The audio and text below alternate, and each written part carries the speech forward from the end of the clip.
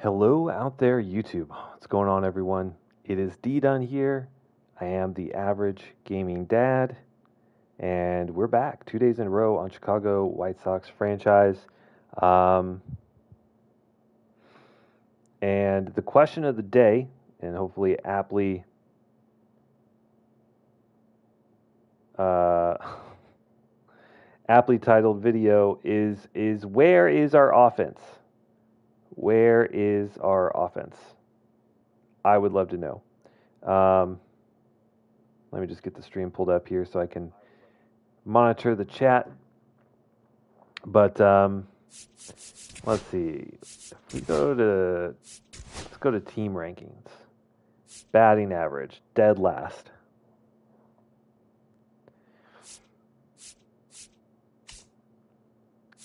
At bats.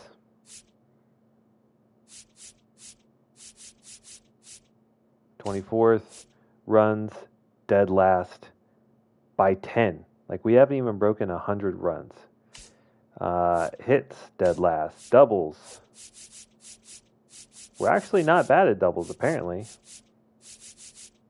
We're 10th in doubles, and we still can't score. Home runs, second to last. RBIs, last. Stolen bases, we're probably okay on there. 28th in drawing walks. We are actually not bad. 17 in strikeouts. So that means, like, we're getting contact. We're just not getting the ball slammed in grass. Last in slugging percentage. I think you guys, and last in on base percentage. I think you guys get the point. We don't have a single guy with on base above 300. So I think you guys kind of get the point here. And I'm a little surprised, right? Like, we don't have, like, guys with obscene contact numbers, but we're a far cry from where we were 3 years ago, where, our highest contact rating was like a 50 something. So it's a little frustrating. I'm just going to turn the light on above me here so that doesn't look creepy. All right. So, we just got to play through it. It is still early, right? We've only played a month, and even despite having the worst offense in the league, we're 3 games above 500. So if our pitching stays where it's at, or even just like a little worse, but we can hit the ball, I mean, like I said, I think we'll be contending for a wild card spot. The goal this year, I think, is to at least hit 500, and after a month, we're there. So let's go ahead and get into some games. It is actually kind of a late stream for me. I just got done playing some Warzone. I'm actually, like, coaching a friend on improving at the game there, and I had a lot of fun. But yeah, wanted to get a stream today, get some content out there, so let's do it. We'll kind of stick to our standard format here, right? We'll do one game in division, one game out of division, and play the moments, scouting along the way.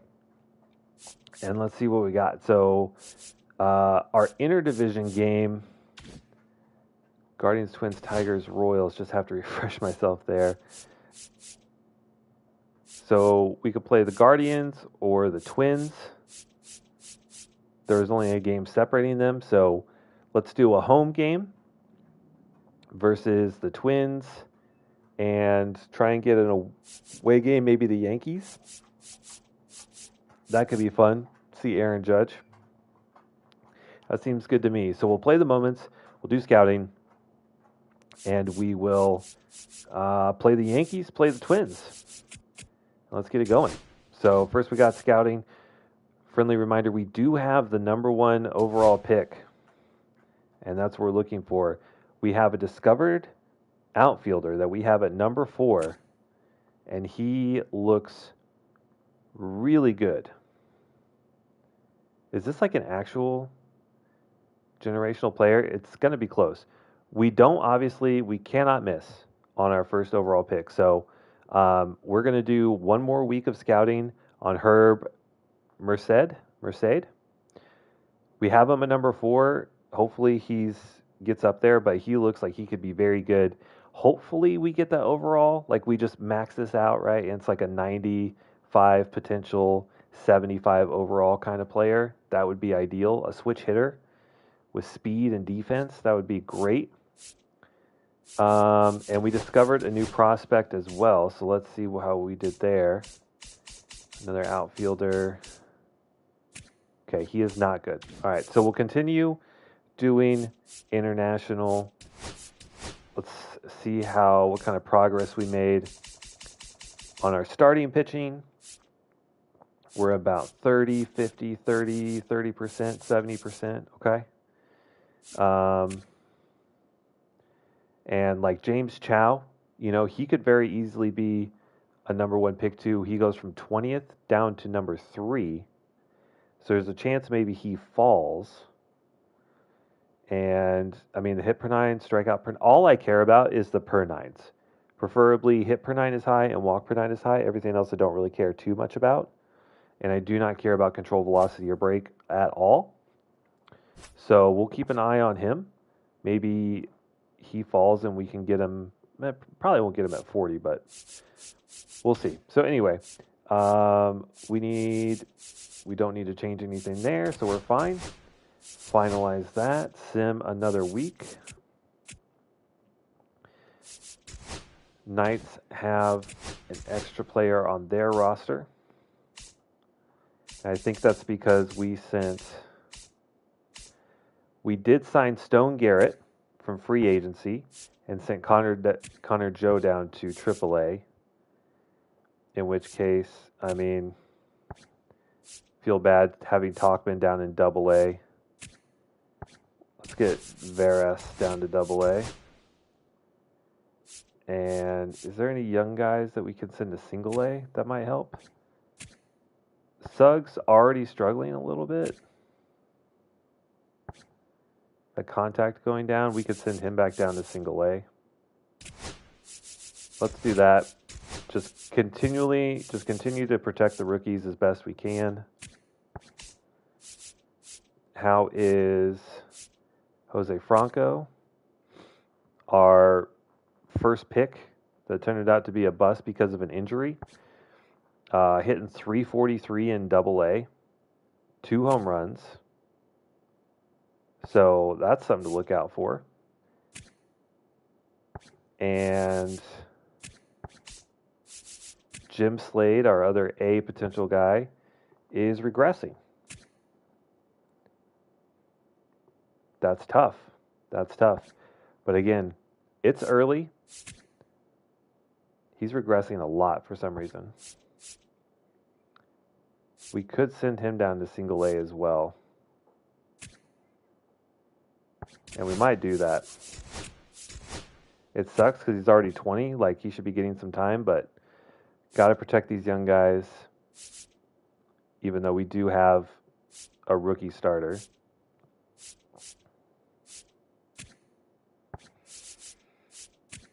I just still don't really understand, right? He has A potential and he's regressing, hitting, I guess it was like 220. And then Nick McLean hitting 182 with C potential is progressing. Maybe it's just because the expectation is higher. I'm not sure how that works. But, all right. Anyway. Moving on.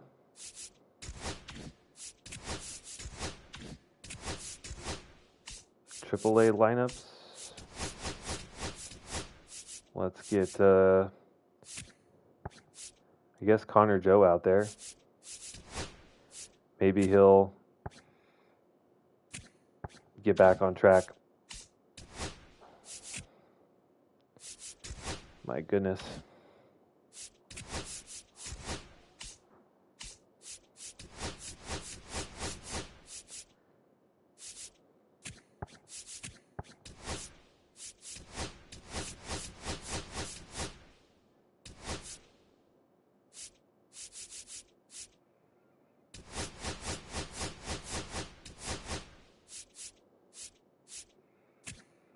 I mean, Brian Ramos is crushing it. And he's only 24. He could actually be a player for us at some point. Franco is crushing it. I mean, the discipline, the clutch. His on base is 459. His OPS over 900. Maybe he revives his career. Sorry about all the screen switches back and forth.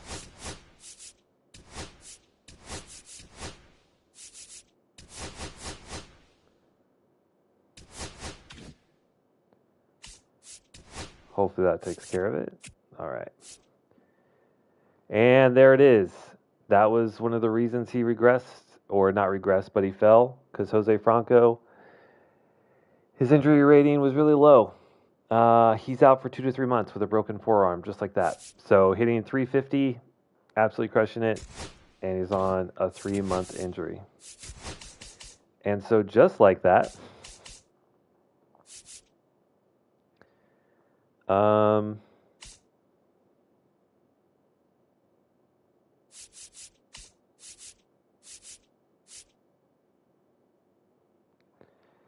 let's see, they have 1, 2, 3. I mean, AAA has 7 outfielders, so let's just move one of these guys down. Austin Slater can go to AA. I feel no allegiance to him. And now we've got to fix the lineups again. Who's going to DH here?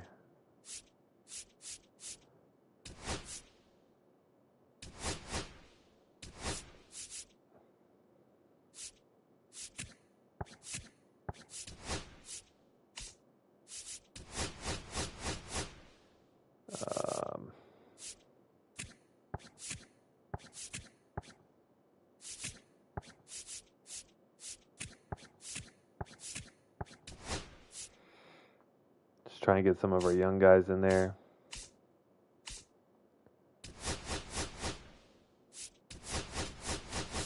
It's going to DH in AA.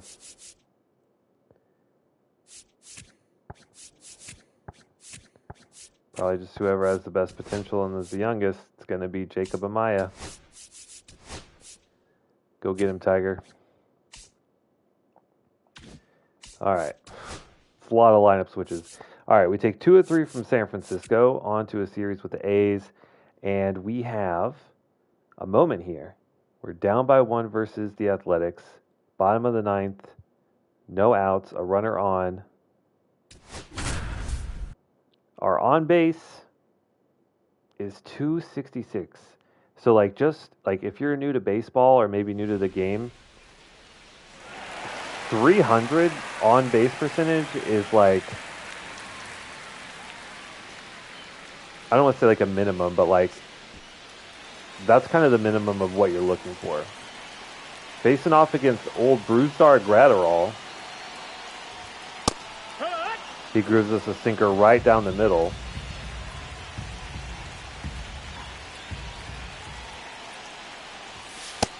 One and one. Renifo, 1 for 3 today.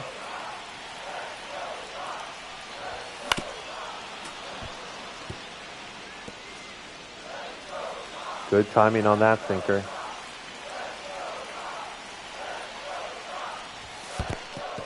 And I did think about changing the sliders.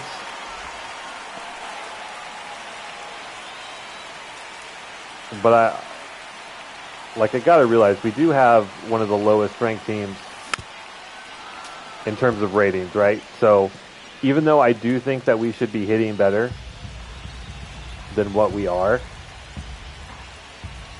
I don't think we're in a spot where we need to change the sliders to compensate. Getting pretty deep in this at-bat. 7th pitch incoming. Really good take there. That sinker just below the zone. Does he have a fastball? He does. And we have yet to see it. Really trying to work for that double play that could end or at least pretty much in the inning. Take away our lead base runner. 9th pitch incoming. Way inside on that slider. The way it was coming in, I thought it was just a fastball at the knees.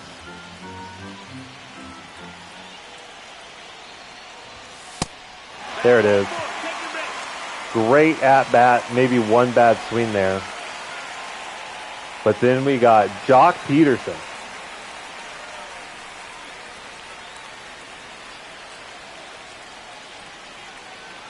Hitting 261, 0 for 3 today. That's a ball. And one swing of the bat 1-0. could win us this game.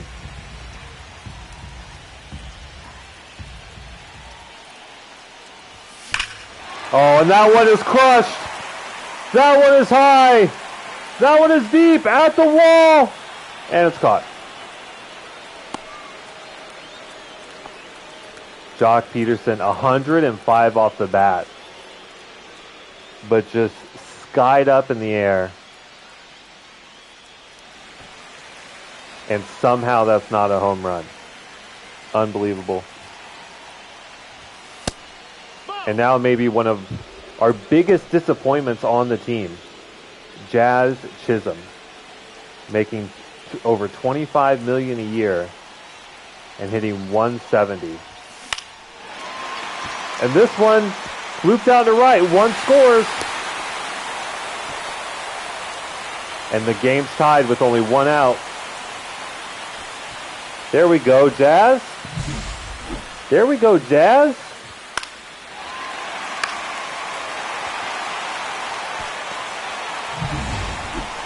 Butler plays it off the hop.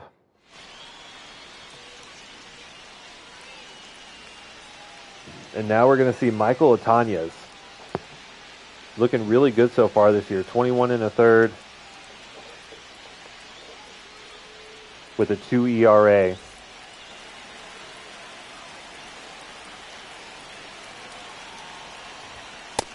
That's a ball. Throwing gas, 98 up top. We got a fastball, a slider, and a sinker. 2-0. Quickly looking at 0-2. Might be getting groove something here. Little blooper out to left. Not caught. They're sending the runner home. The throw to the plate. Not in time. The White Sox walk it off.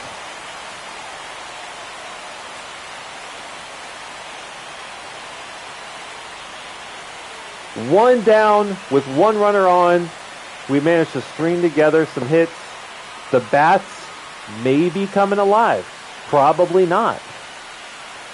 But, I mean, we saw some really good plate appearances there, right? The first one was like a 10-pitch at-bat where we end up drawing a walk. Jazz, who is ice cold to start the year, gets a little bloop single out to right. And then another just little bloop hit out into left field. Gets the runner home. That's great.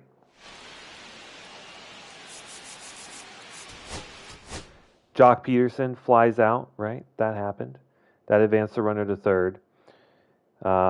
He almost ended it right there. I mean, 105 off the bat, just skied into the air, and he didn't hit a home run. But we won 3 in a row, and we have another. We're down by 1, bottom of the 9th, 1 out. Ruiz is on second. He's got great speed, so a single could easily bring him home. Maybe not easily, but we're facing a righty, though.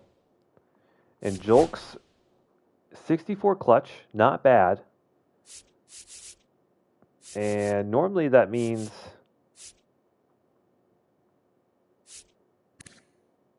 why is Vargas not playing today? He might be coming in. 94 clutch versus 64 clutch. Better contact. Not as good defensively, but we're trying to walk this one off, right?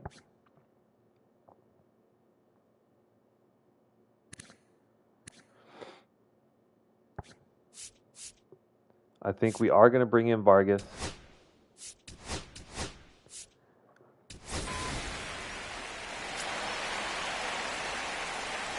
The year has not been nearly as good. But we got to believe he's going to bounce back. He was phenomenal for us last year. Again, facing off against Bruzdar. And there's that single. Not fielded. And they don't send Ruiz home.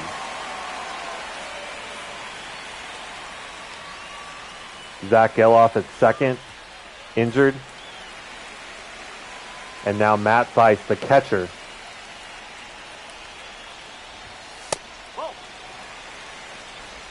Big at bat here. 61 clutch is not bad. 2 balls, no strikes. And he is hitting .333 with runners in scoring position.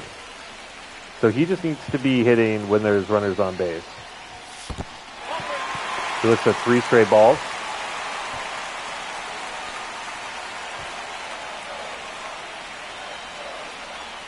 And I don't think we're swinging. Just kidding, we are. That one grooved down the middle. We're going to send Ruiz. He gets home easily. So at the very least, we're going into extras. But Jazz with a double, maybe?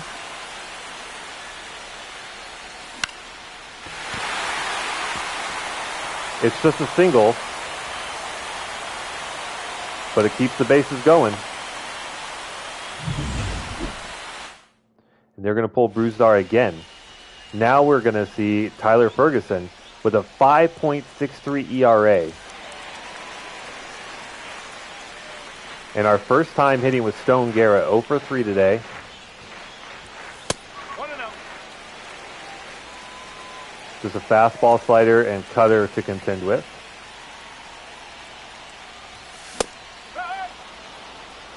We're late on the fastball up.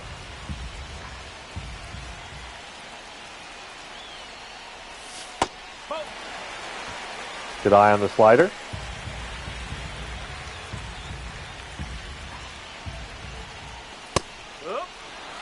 Ooh. Oh, that wasn't called, or that was called a strike.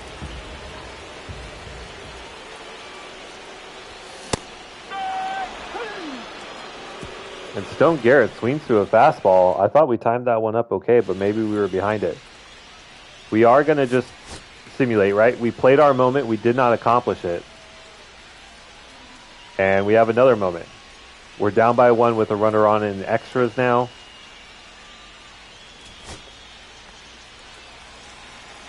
Jock Peterson on. Still Tyler Ferguson. Pitch to hit. Good timing. Come on, Jock.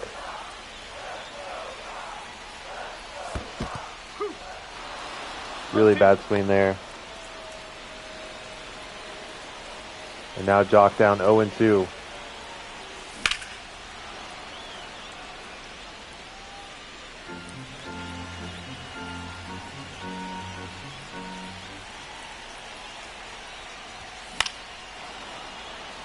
Staying alive. I'm looking off screen because my dogs are being really weird. Like they're just staring at an empty room, which feels a little weird, you know? Oh, a dog seeing ghosties? What's going on? You're distracting me.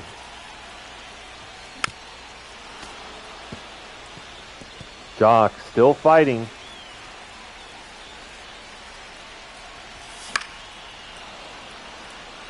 I mean, Ferguson's pitching great right now, pitching all around the edge of the zone. I mean, I know we had some pitches in the zone that we were a little early on. Pulled foul.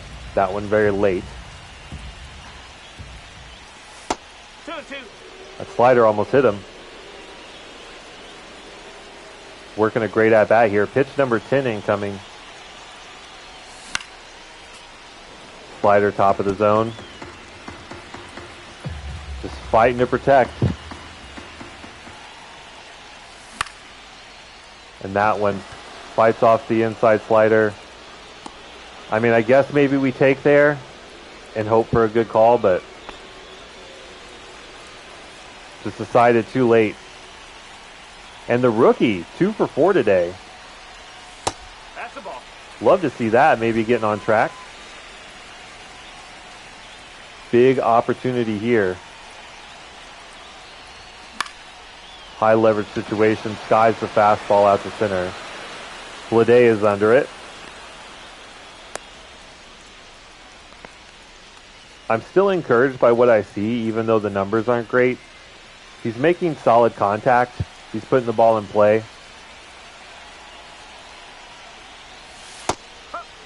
What is Ferguson's? Yeah, 92 hit per 9.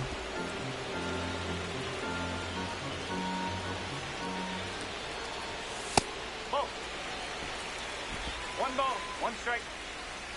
Really struggling there.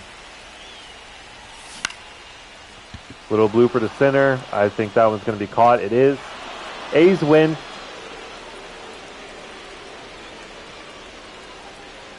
We had our chances, but Fergie comes in and shuts us down.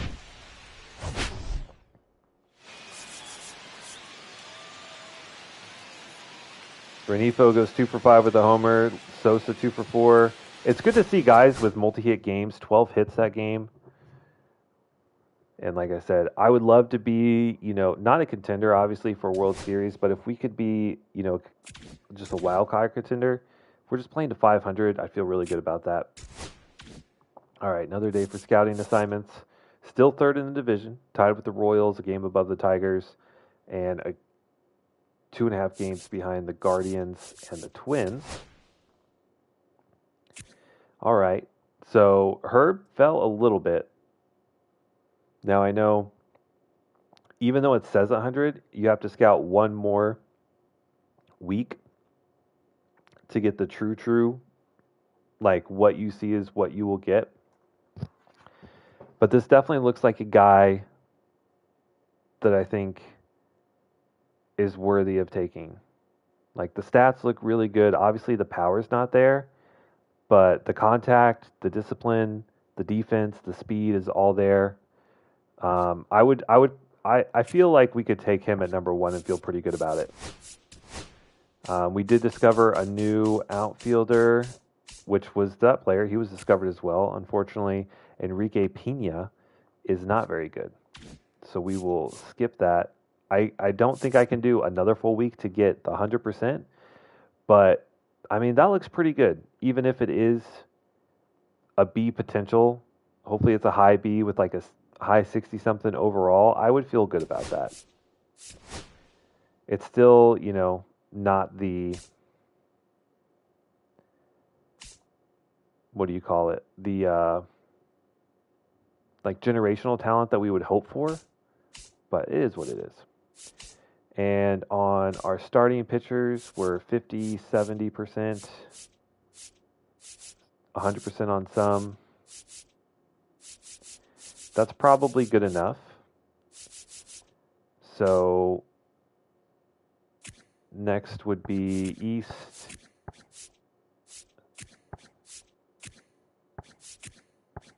and Central, I guess.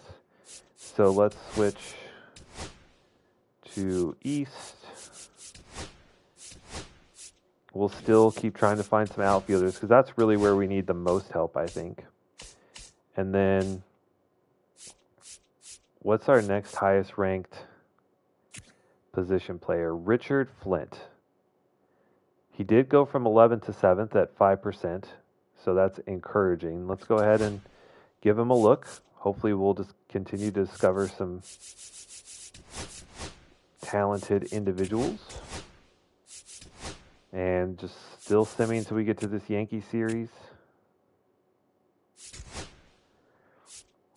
Okay, so we've won, for this month, we've won 4 out of 2, 4, and 6. So we draw to 500, and we are last in the division, but not by much. All right, so we can play with Eder, Wilson, or Means. We have yet to pitch with Jake Eder, who, oh, fuck, I simulated. Whoops. Didn't mean to simulate that. I wanted to pitch with Eder, but for some reason I hit triangle. But we still get a moment here. We're down by 1 in the top of the 9th. Kyle Teal at the plate, facing off against Luke Weaver.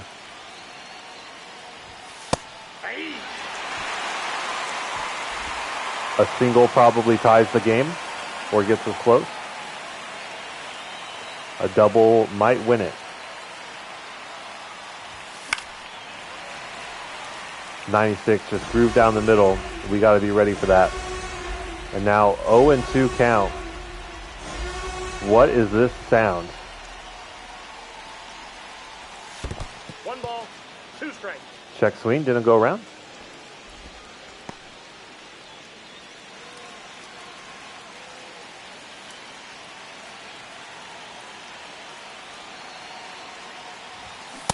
Wow. The cutter. Brutalized. The inside cutter is absolutely brutal, and we got ripped on it. Good to see Jock Peterson. He went 2 for 3 with a walk as well.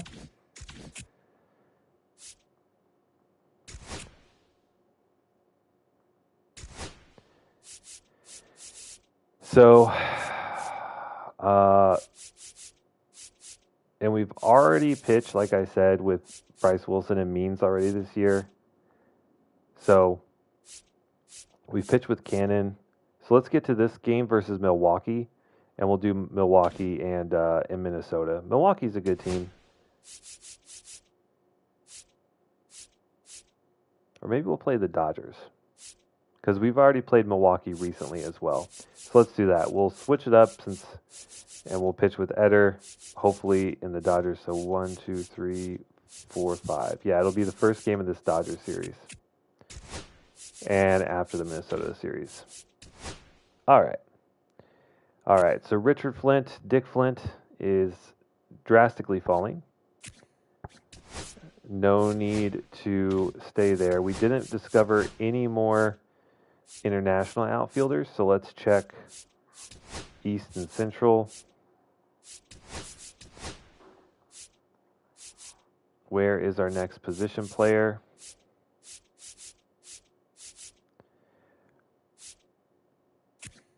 We do have the shortstop. He's definitely a much longer term project, but really good defensively, just not much of a bat. And we really need offense, so doubt he's going to be a guy we would go to. Lorenzo Vina at 8% scouted. Dropped from 14 to 6th. Looks like he has some contact skills. I really don't care that much about power.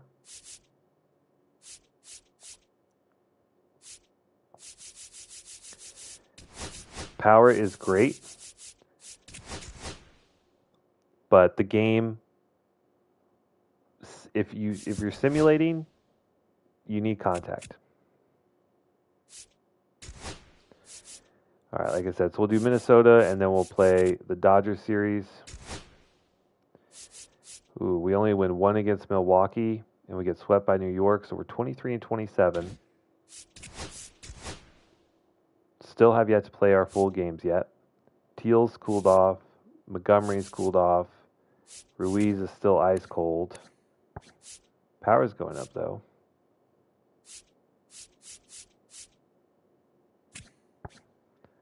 Sosa's hitting well, but cooled off. Jazz is hot again. Okay. Hitting 342 in his last 38 at-bats. Slugging 657, OPS over 1,000. Much better. So definitely want to get him back up.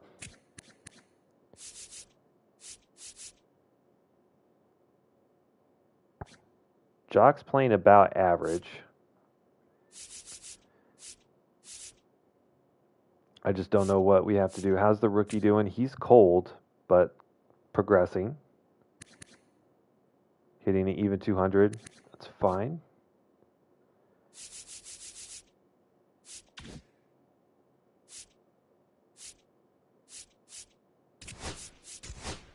Just what is our weak link here? Everything, I guess. Stone Garrett hitting 211. Man, this is just tough. This is tough. All right. So I said we're going to play against Minnesota. We'll play against the Dodgers. I think last stream we pitched with Cannon. So why don't we do another game with Bryce Wilson? Let's see if we can win back-to-back games.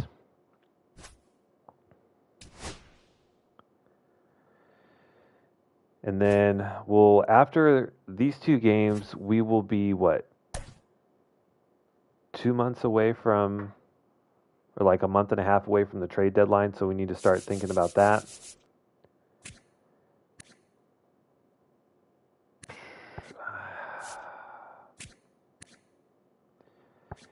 Let's see. I mean, Ruiz is ice cold. So let's sit him, I guess.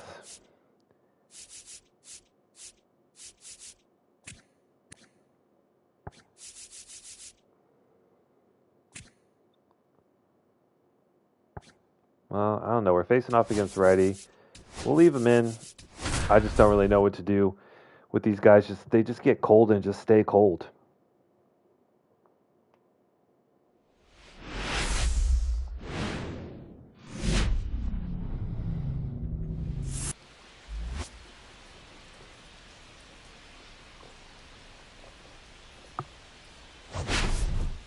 All right. No storylines for the White Sox, but, we're taking on the number one team in the division. Would love to steal one against them. We've got our best pitcher on the mound. And we know the story. Did he go? I mean, that was a strike, regardless of the check swing, so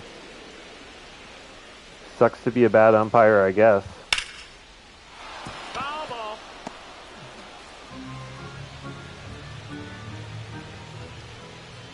Gonna attack, gonna try and get ahead. And try and keep Bryce Wilson in this game as long as possible. See if we can get Suzuki with this outside changeup. No dice.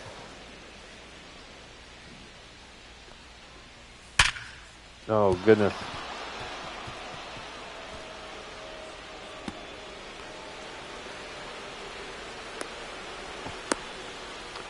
Suzuki's going to get on with the leadoff double.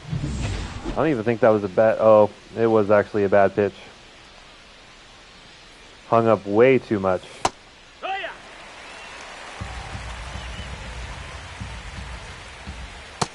No, that missed.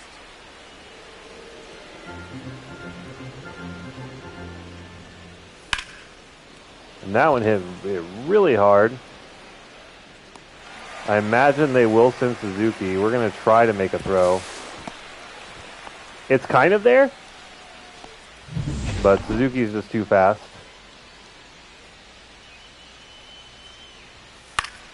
I mean, that thing is barreled. Not the worst throw from Jazz, but Suzuki's just too fast. All right, Minnesota scores 1. Yeehaw! And I think the last time we played Minnesota, if I remember correctly,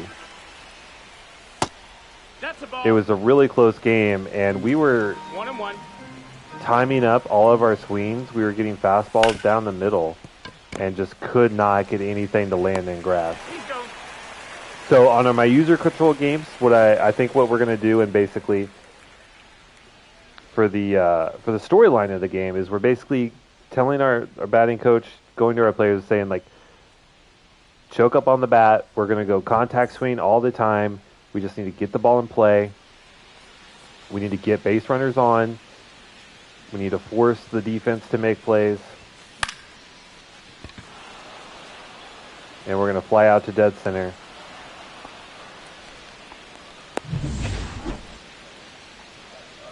Because you got to think, right? If we just start getting the ball in play, like, good things are going to happen. Take one. 0-1.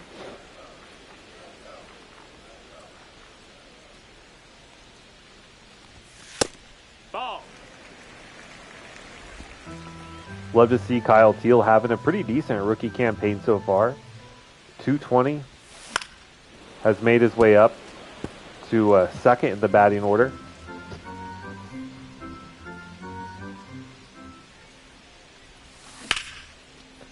I mean, that one's hit pretty hard. And that's the thing, is like you really don't need a ton of power to hit a home run in this game, right? What you need to do is just time it up and get barrel to the bat. And that's why contact swings can be so good. I mean, we're getting gifted ones, and we're just skying them out.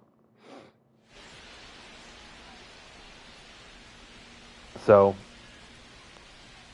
right now we're just focused on getting good at-bats. I think that's a really important thing for us right now. Is just putting together really good at-bats, trying to get good swings, make good contact, and you got to think, as long as we keep doing that, eventually good things will happen for us, and our offense might start to come around.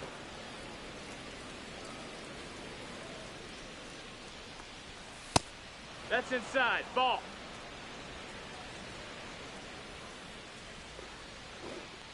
So I know we get the umpire list here in MLB The Show that they just kind of highlighted there.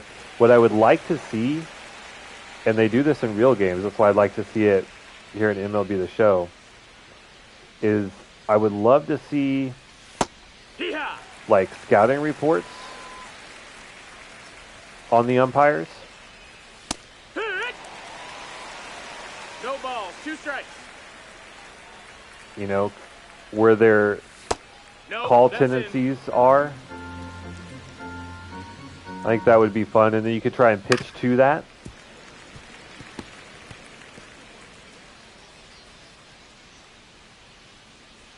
I think it would be a quality addition to the game. Beautiful pitch. Fastball absolutely dotted up and away. I would love for there to be a way to increase stamina on players, because Bryce Wilson, 100%, if he had 75 stamina, would be an all-star every year.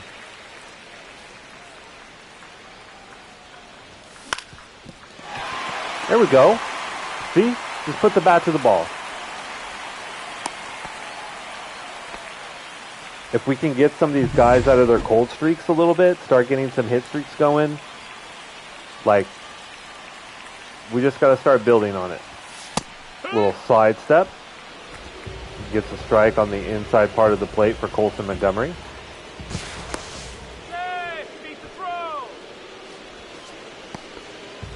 Because we don't have a ton of power on this team anyway, so there's really no point in swinging for the fences.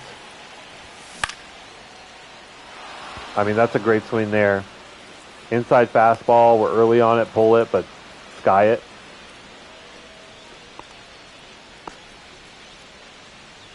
We're actually just late on that? Really? That's really surprising. A lot of late life on that cutter from Zebby Matthews. Ooh, wow. And a really good slider as well. Stone quickly down 0-2. 1 ball, 2 strikes.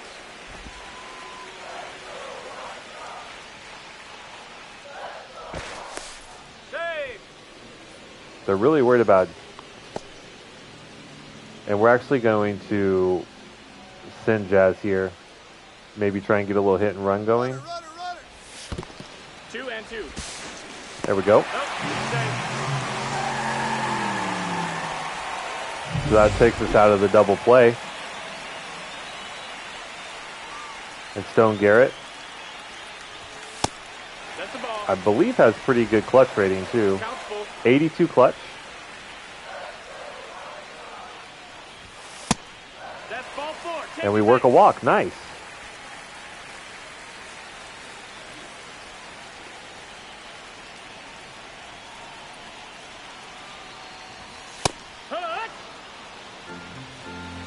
And Ruiz 95 clutch. So with the contact swing, you got to think we have like 99 contact here. And we do make contact, and that one drops.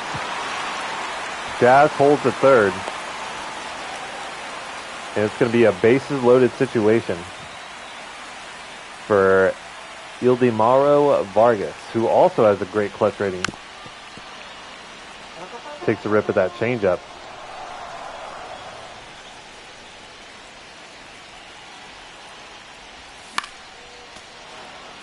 Slider left up in the zone. Good timing. And we're 0-2. And swing through the curveball. Now we cannot have a sacrifice fly. Oh, but that one is barreled high and deep out in the left, but caught. Damn. We get out, or the Twins get out of it on a bases loaded situation. And we got a perfect on that last swing. Just could not get it to land. And our offensive struggles continue.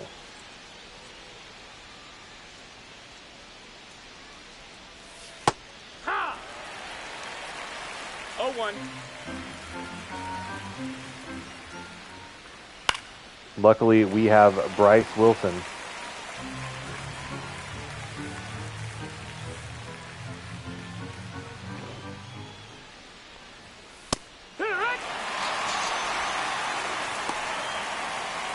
He's good.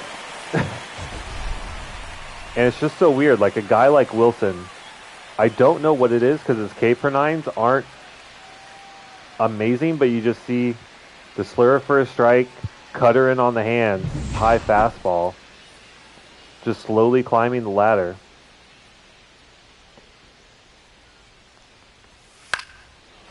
Ooh, that one, Ruiz.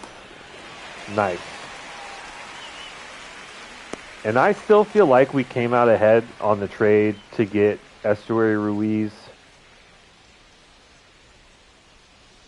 He's good defensively, starting to become like above average. If we can get the discipline up, get it and just get him on base more and utilize his stealing abilities, like that would help a lot. All right, top of the order here in the bottom of the third. Groove to fastball down the middle, fly out to center. Story of our lives. Zebby Matthews has a hit per nine of 58, and we still cannot get the ball to land in grass.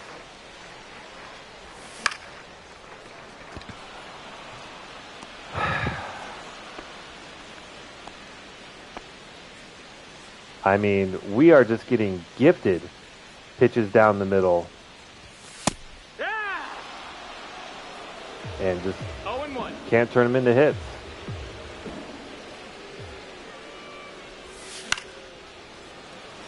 Little blooper from Jock out in the left, little opposite field. They were obviously shaded for the pull hit.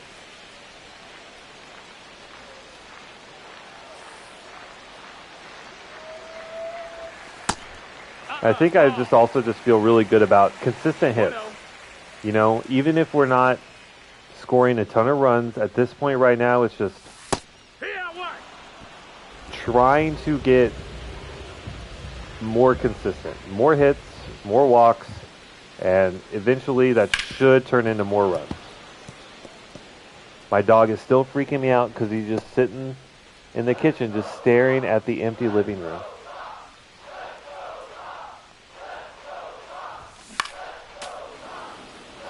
Brick, what are you looking at, buddy? Are you looking at a ghost? 2-2. You looking at a ghost?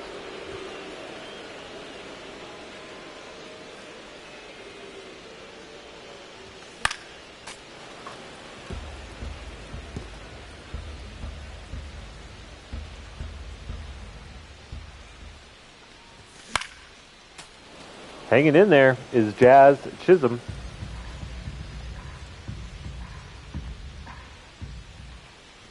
Is finally hitting above 200. Full count. Which seems weird to say. Our $25 million man is finally hitting above 200, but wow. Very early on 95.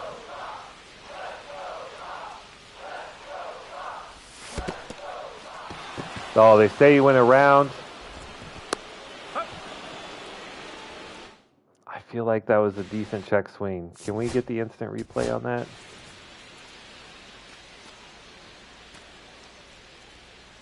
Oh, never mind. Yeah, he went around. He went around. Never mind. Yeah.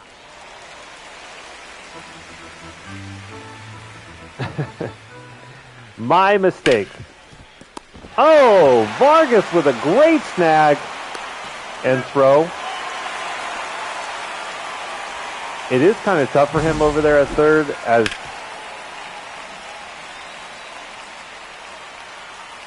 you know, I think it's easier if you're a lefty to guard the third base line. So that was a phenomenal play.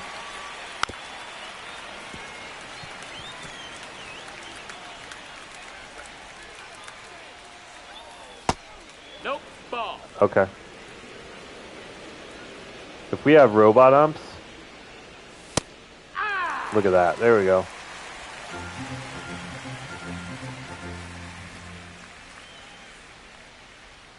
Only 32 pitches right now through 3 1/3. Ball.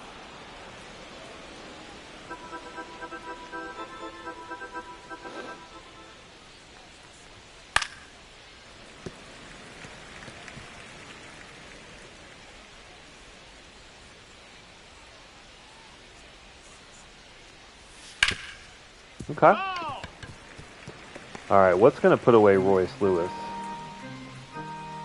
The only thing he hasn't really seen is something low and inside. He pops it up. Ruiz getting a lot of work in that in the right field today. But he's looked good.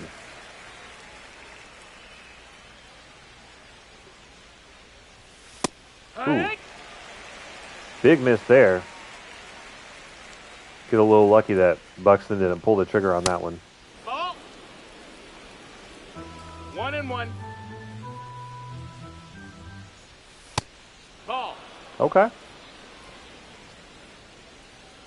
Missing a little bit, falling behind in the count. Easy ground ball on the cutter. And we're back up to bat. We're hanging in there. Last team in the division, but we're still close. We're just a game or two under 500. And, you know, coming in and taking on a division-leading opponent and taking some wins, always a good thing. No balls, 2 strikes.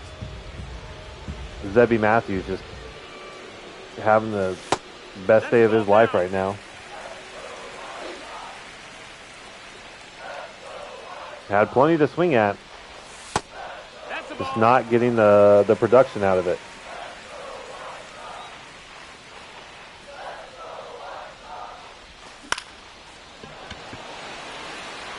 There we go. Never mind. Fly out.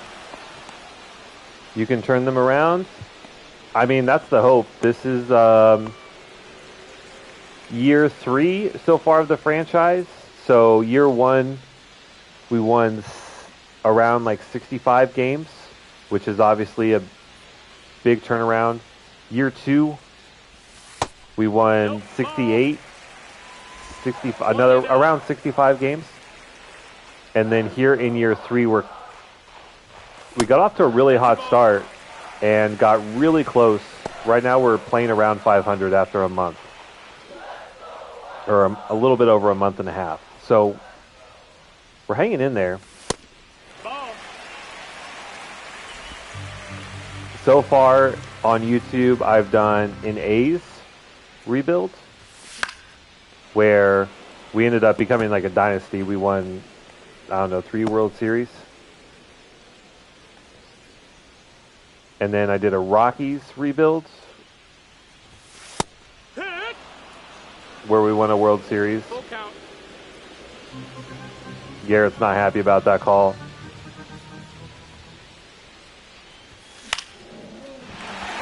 There we go. Does your team in Road to the Show ever get good? I started playing this year for the Rockies.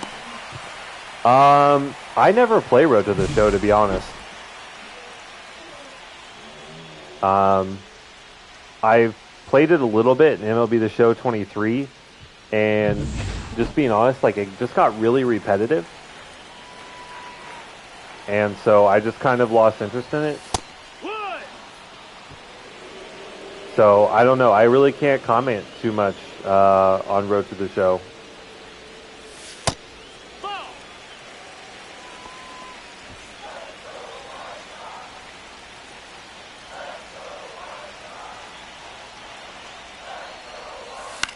But I will tell you, from franchise mode, it can get really...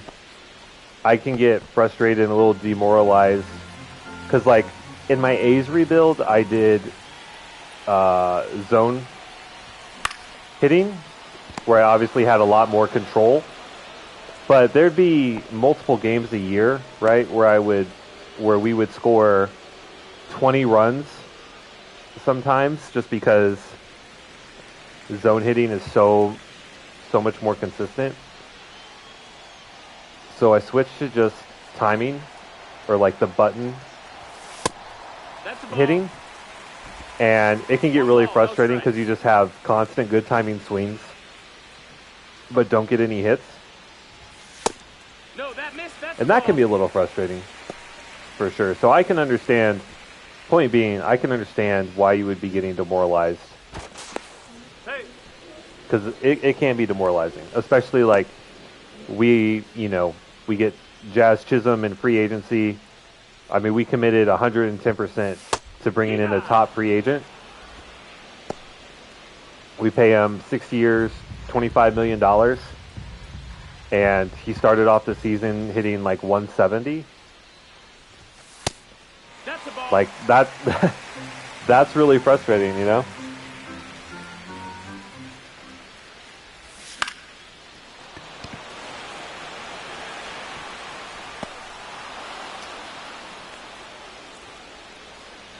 But just trying to focus on, like I said, just putting together good at-bats, getting good contact, putting the ball in play. And, I mean, if you do that consistently enough, like, yes, you do need a little bit of luck on your side, but if you do it consistently enough, like, you'll start getting some more runs across.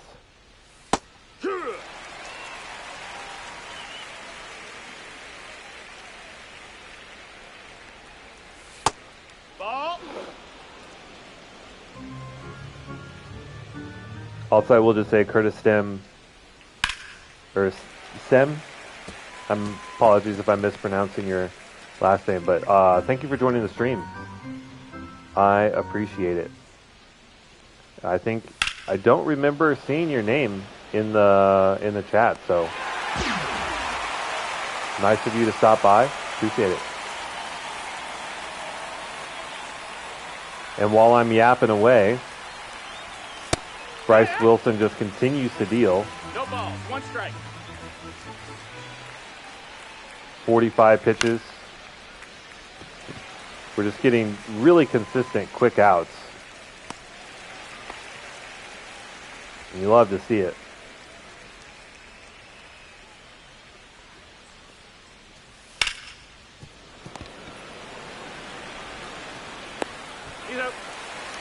I mean, another 1-2-3 inning.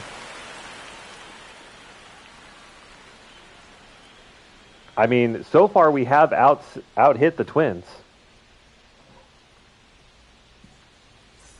We just can't seem to do it when we have base runners on. But here's the rookie, Aldo De Villar.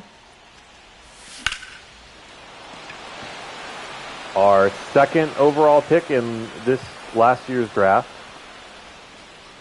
And once again, just getting great contact, a slider right down the middle, and just cannot put him in. Cannot get these to hit the grass. Everything's just falling in a glove, and I really don't know what to do about that. Hey, ha!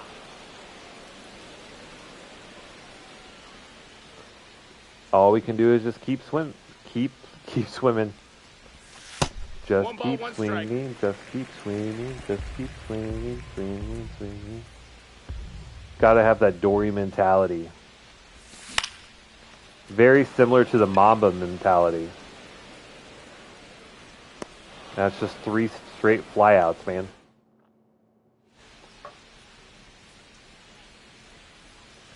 I don't know. Maybe we switch away from contact swings. Hey, ha! I don't know. 0-2.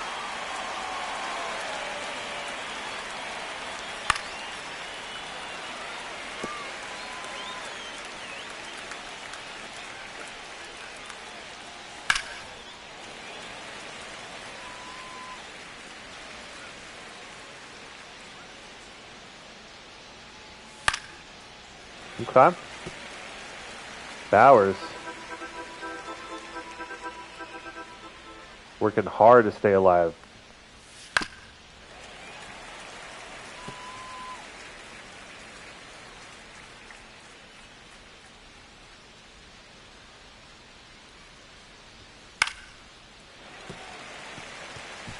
Still hanging in there.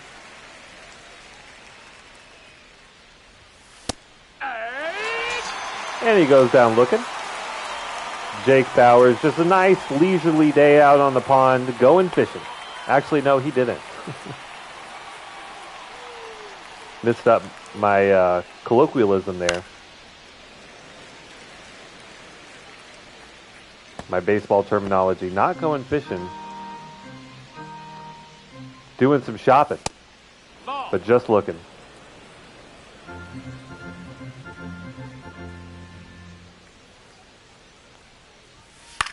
Who is Junior Severino? Undrafted player. Doesn't give me the year. Has 129 at bats, so it looks like he's starting.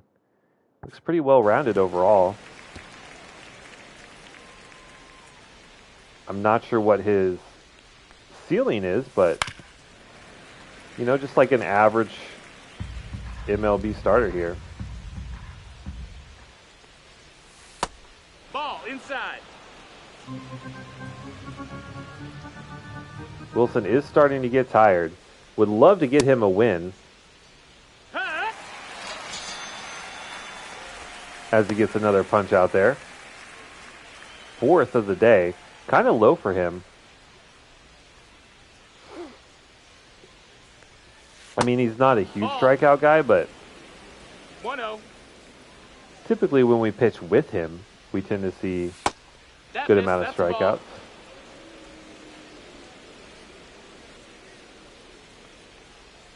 strikeouts. Ooh. Here. Let's not do that again. Cut it right down the middle of the plate. Down, ball.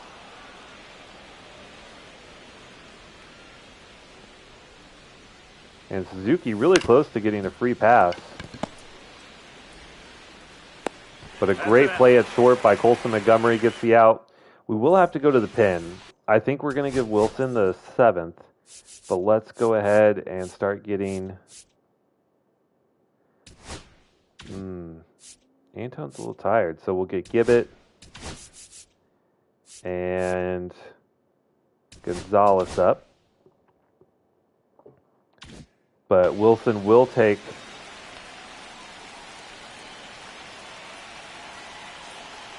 the 7th. Pack.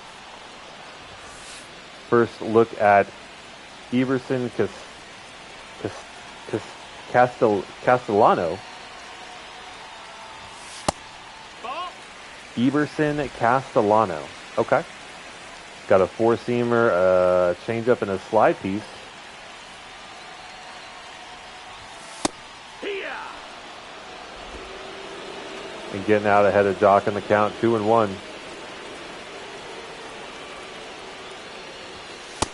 Ball. To be fair, the umpire has been pretty consistent. We haven't seen any outrageous calls.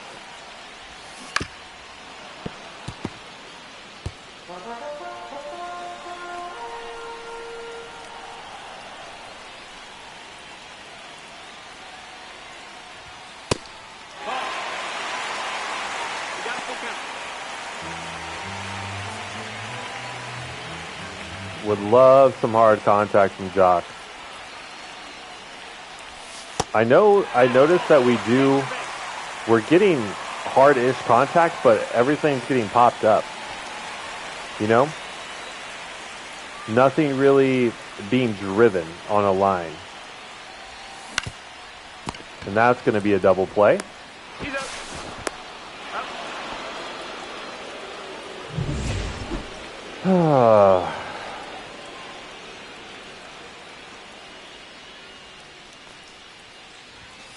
High mark. 0-1.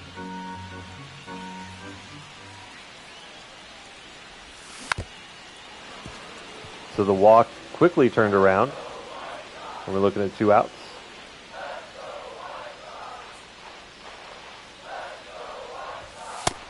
One and 2.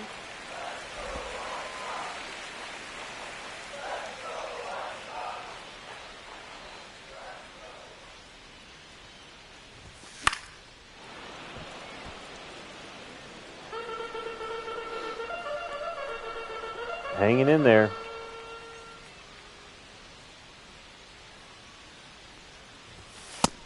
Ball, that's outside. We are hanging in there. Count is full. Nice take there. That one really close to catching the bottom of the zone.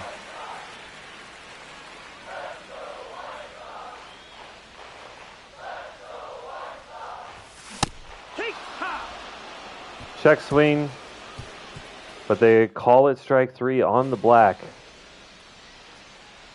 Good pitch.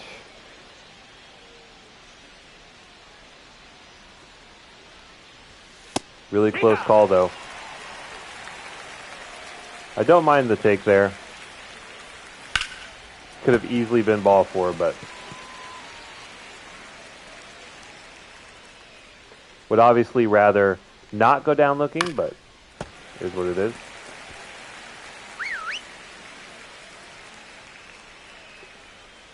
And Bryce Wilson getting tired. Really wanted to get him a win today.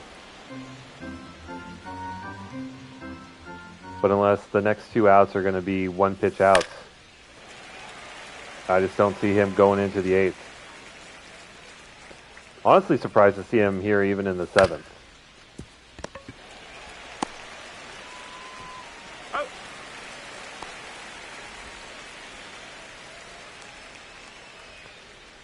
All right, he's in the red. No need to push it. Let's see. We will go to Victor Gonzalez here, I think.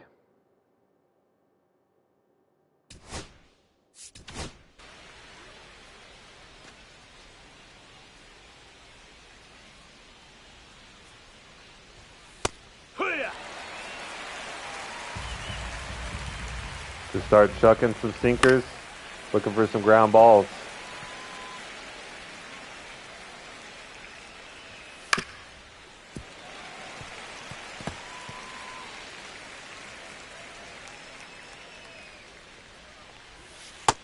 Nice.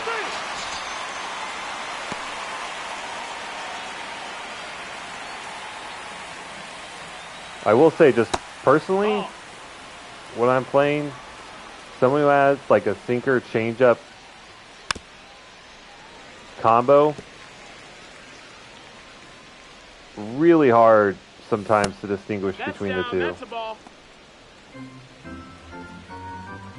So we're just going to kind of That's a ball. Interlace them. We don't have a fastball to work with. Ball 4, take your base. Some close pitches. Good at bat from Byron Buxton. And now Jonathan India on.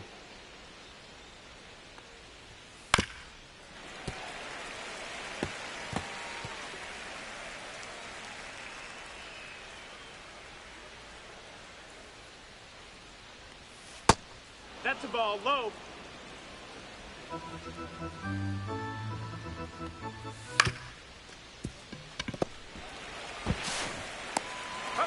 All right. Gonzalez gets us through the 7th.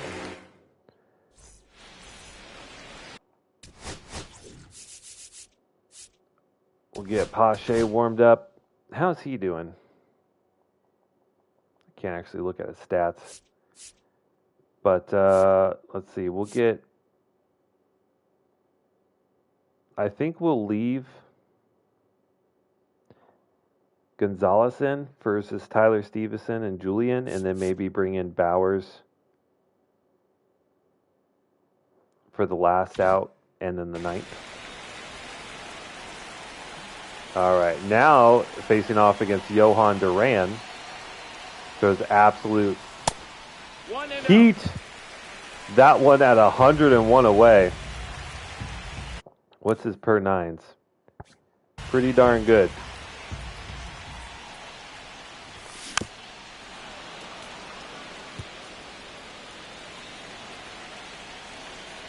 Pretty darn good.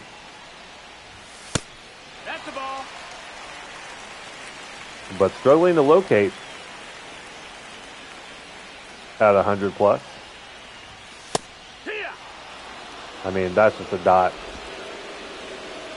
Splitter's good. Let's see what we get here on an even count. 100 away.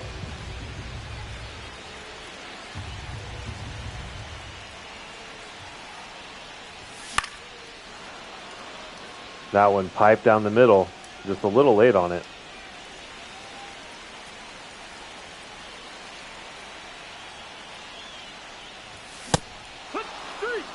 Hundred went inside, blows it right past Stone. It's too late.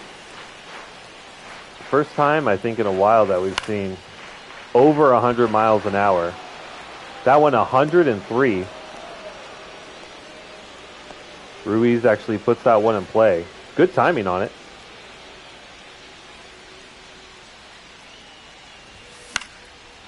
And I think we might have a hit here. Vargas flukes one out on the left.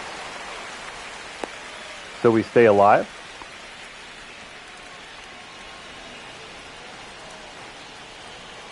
And the rookie often finds himself in some fairly high leverage situations.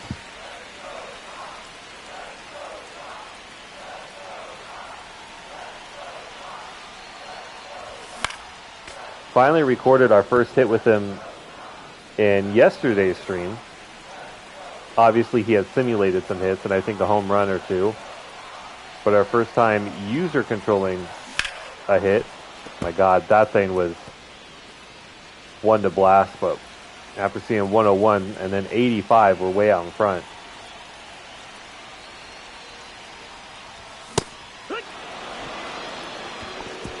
And Villar, pretty upset with himself. Can't make contact on 101. I imagine we were late on that. As you can see, we have out-hit the Twins. We just can't get anything going with runners on.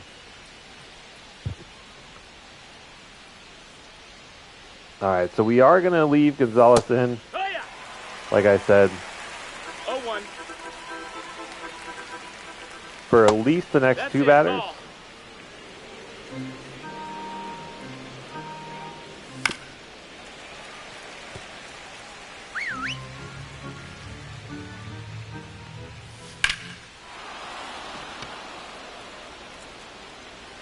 That one sounded scary. 5 mile an hour wind from center.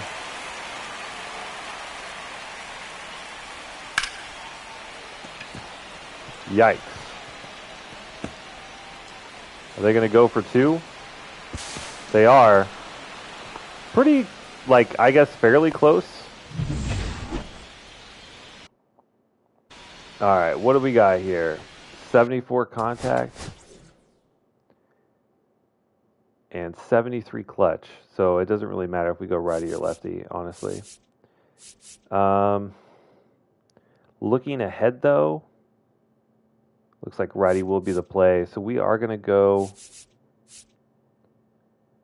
to Gibbet here. Gonzalez gets yanked. So Gibbet having a phenomenal year. 22 games, 26 innings, and a mere 1.38 ERA. And that one is fair.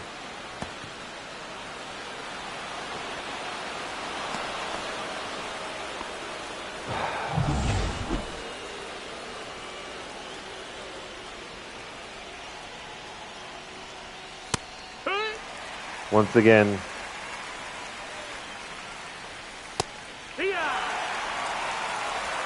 No ball, 2 strikes. Minnesota scores with only a few hits. Severino goes down. That won't be an earned run, I think, for Gibbet, as he came in with the base runner on. So it won't hurt his stats, but makes our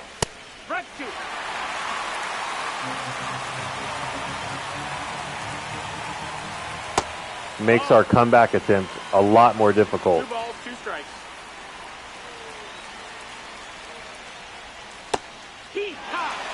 Beautiful.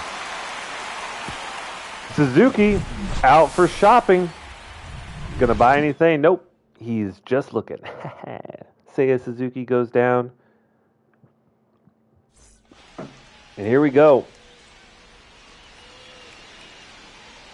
Oh, Sir Anthony Dominguez. A 4.66 ERA is not ideal. He throws heat, but we're at the top of our lineup. We get a fastball down the middle, and we pop it up. Once again.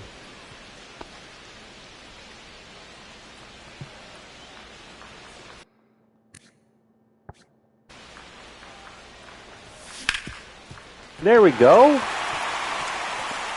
A single for Kyle Teal, sends that one right back up the middle.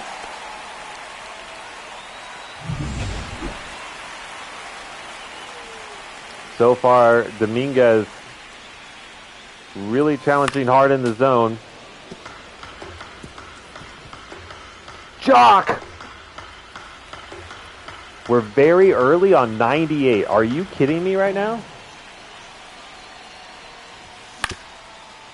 Please get through. Nice.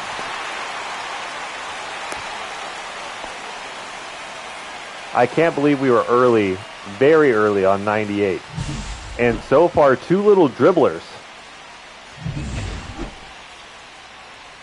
There's no point in pinch running Jock because he's not the lead runner. And a huge opportunity for our $25 million man. Ball. 1 ball, no strikes. 2-1, bottom of the 8th, 1 out. Anything but a double play. Anything but the double play. Hee-haw. 1-1.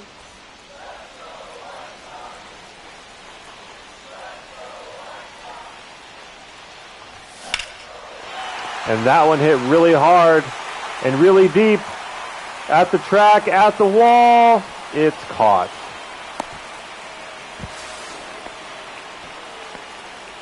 Jazz so close to putting us in the lead there with a 3-run shot.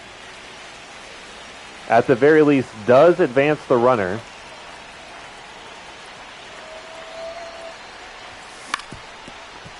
And Montgomery grounds out. I mean, as sad as it is, that's progress, right? Unfortunately, just a couple feet away from a home run from Jazz.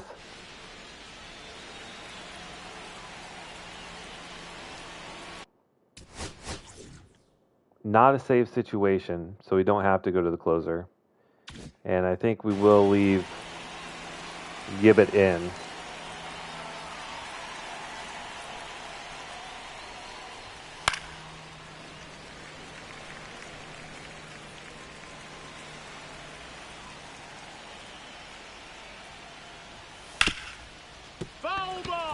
Oh, thank goodness. I don't think I can take another just fair. Those are so hard to take.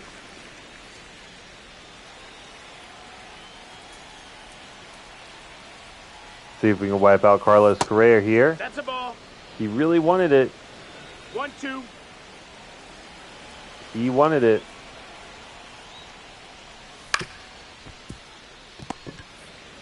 Bad throw.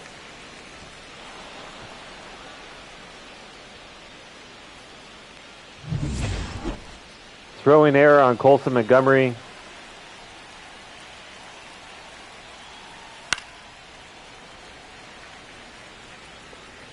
And the White Sox continue to find ways to lose.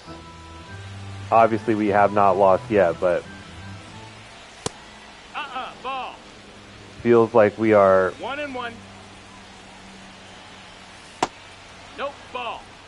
on our way. 2-1. Ball.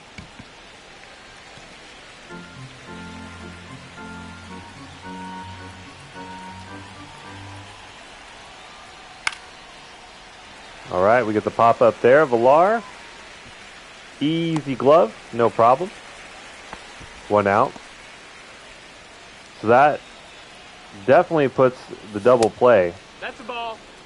in play. 1-0.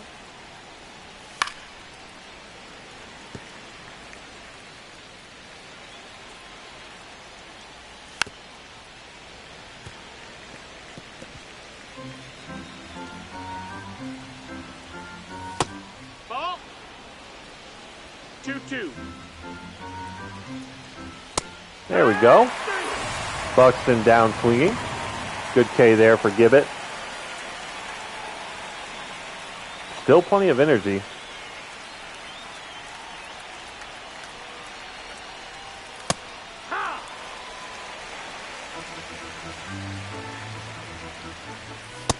Ball. 1 ball, 1 strike.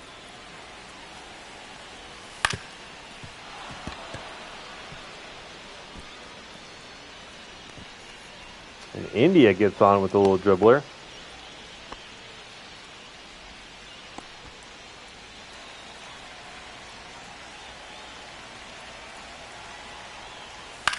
Now Tyler Stevenson.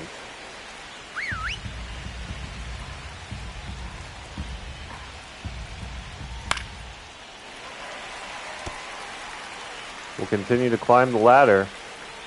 High fastball. Ball. Takes it.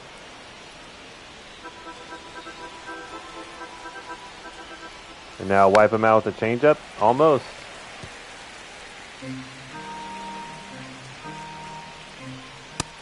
That's a ball.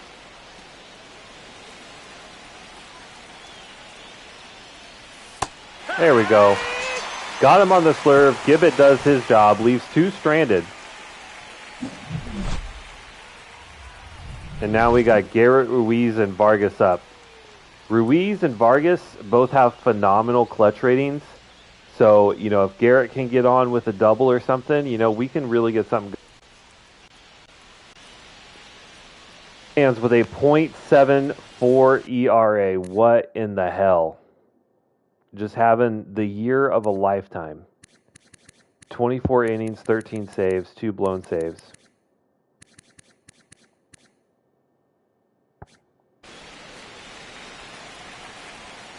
Cutter, 4-seamer, splitter, slur. Oh, and a sinker. Quite the pitch mix.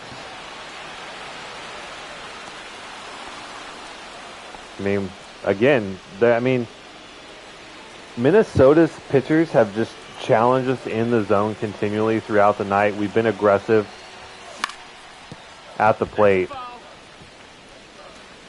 And I like the approach. We've gotten so much contact. But of course, just a matter of turning that into hits.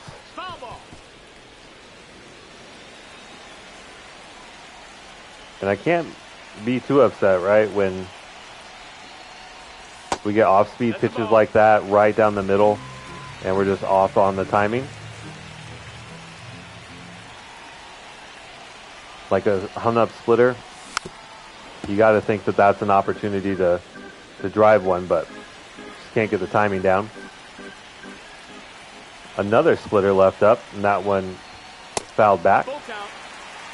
Good eye on that four-seamer low, and we'll see what we can do here. Pitch number 7 at the at-bat.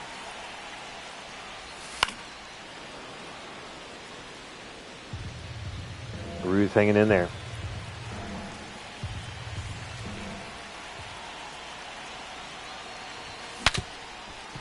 Broken bat on the inside sinker. I mean, Ruiz really fast, but not that fast. And our hopes come down to Ildemaro Vargas. Was one of our best hitters a year ago. Only hitting .220 so far this year.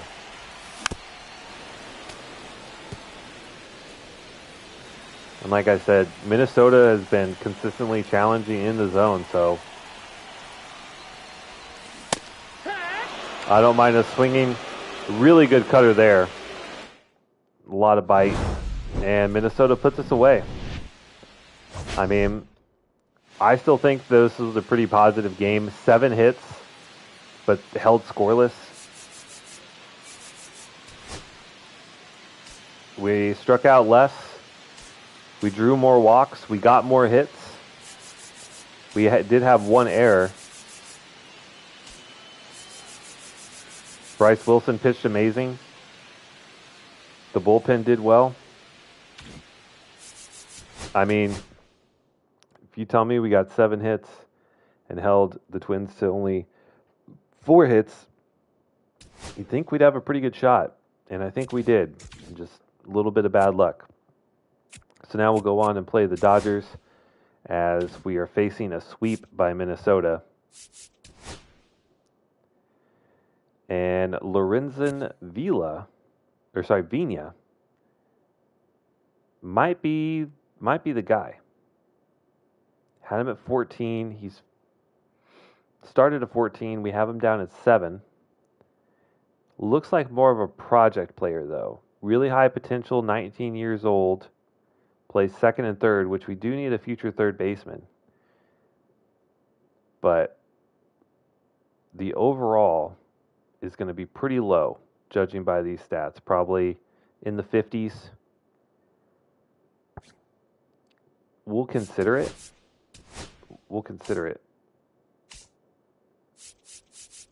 All right, so we'll stick with scouting there. Looking for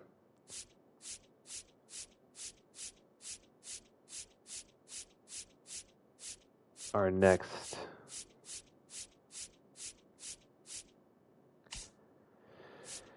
position player. I still think that Herb Merced is likely going to be our number 1. He is not ranked, though. So he may fall, so maybe we could take the shortstop and then look at taking him at 40, but that's kind of a risk for potentially, the best player in the draft. 18 years old. Really good defense, really good speed, on-base skills, some good contact. Or do we go with the shortstop? Lacks the bat, but really good skills. We'll go Scotty Salas next, another shortstop. Didn't find anyone out in the East, so we'll go Central. See if we find anyone there.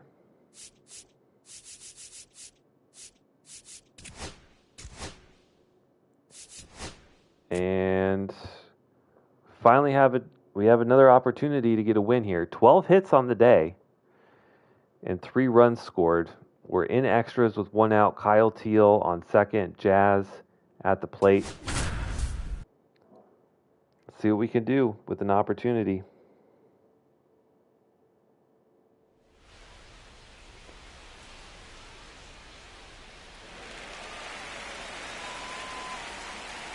So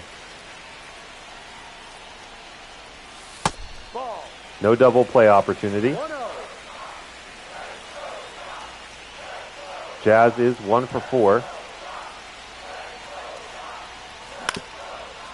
And that will be a ground out, but the runner advances. Out.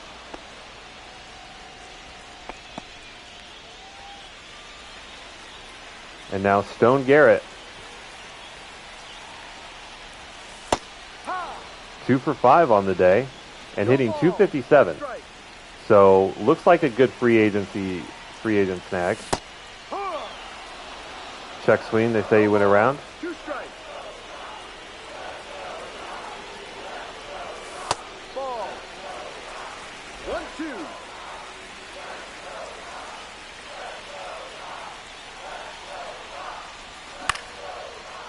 And a little blooper to center.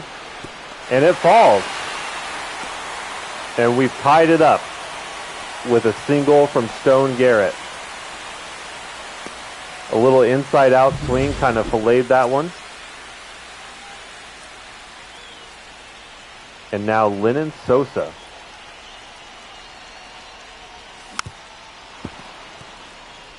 Getting an opportunity here hitting third. No, he's in there safe.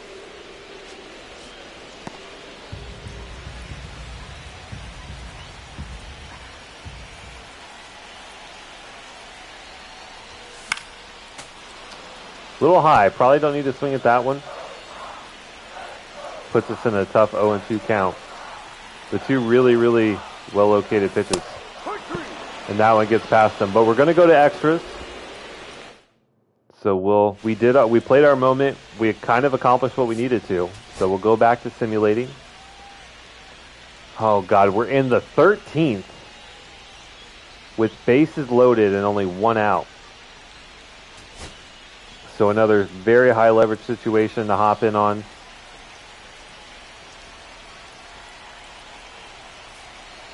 A double play ends it. He's out. Hey, And we don't get the double play. Did he not step on the bag?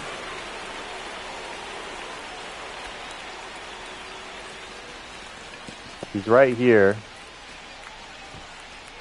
And he steps over the bag.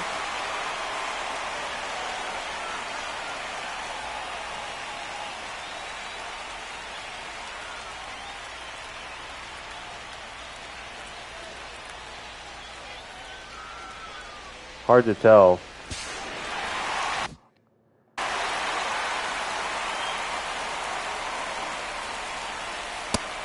Really frustrating there. 1 ball, no strike. That was the double play that we needed.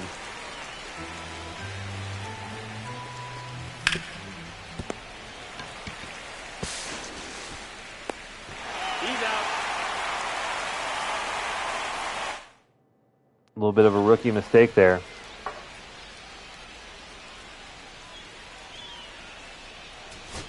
Let's go ahead and finish this one, see if we can tie it back up. Why not? It's going to be Kyle Finnegan.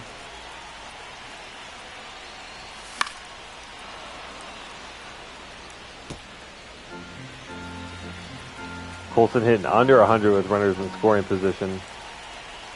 Not ideal. Ball.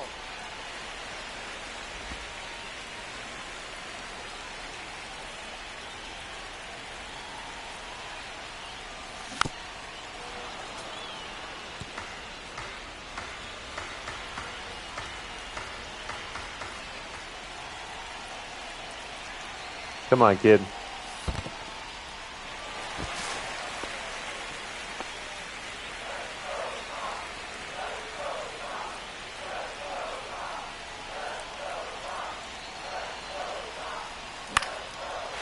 Oh, that one looks good. I think that one's going to fall. And it does. Ooh, runner thought about coming home, but does not.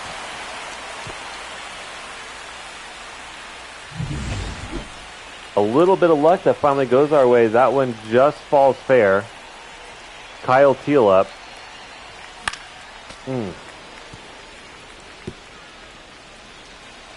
Would love to see the rookie make a big play here. Swings through the splitter. Too early on that. Quickly 0-2.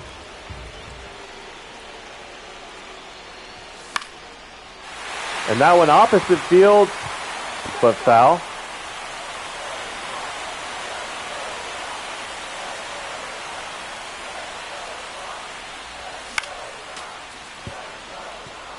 Love to see the fight hanging in there. That one probably could have let go, but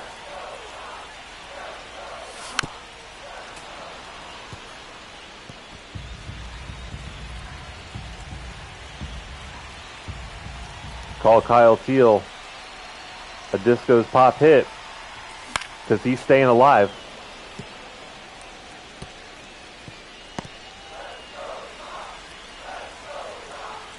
Holy God. You could tell the dad joke is really coming in hard there. Really good take there. Could have been strike 3, but just outside. Tell me that we're early on 100. Okay. 9th pitch of the at-bat here. And that one popped up. That's one we can run on. And we even it up. Kyle Teal with a sacrifice fly.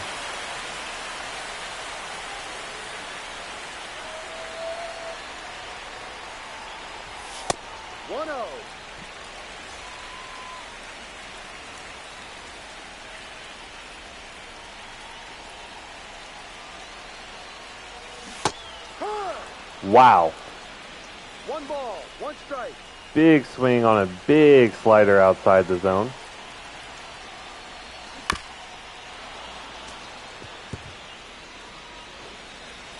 Ooh, very early on the splitter. Okay.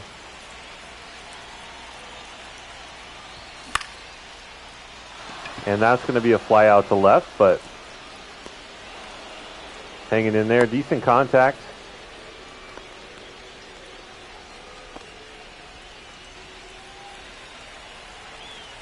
All right, Jazz. 1 for 5 today. Big spot. This is where we need him to go big. Really good splitter. Doesn't bite there.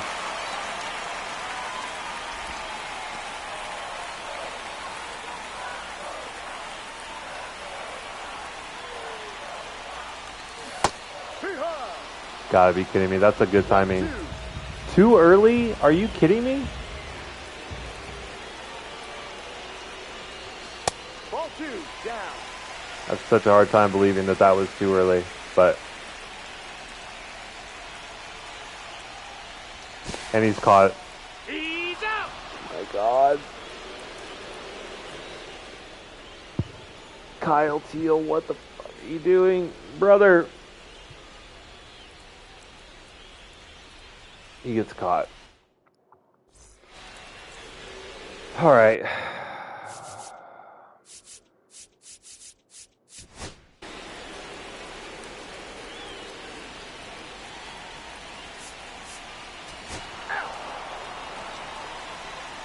Oh, they scored 3.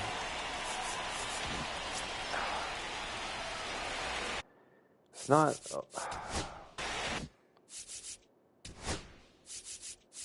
Oh, I need to simulate an exit.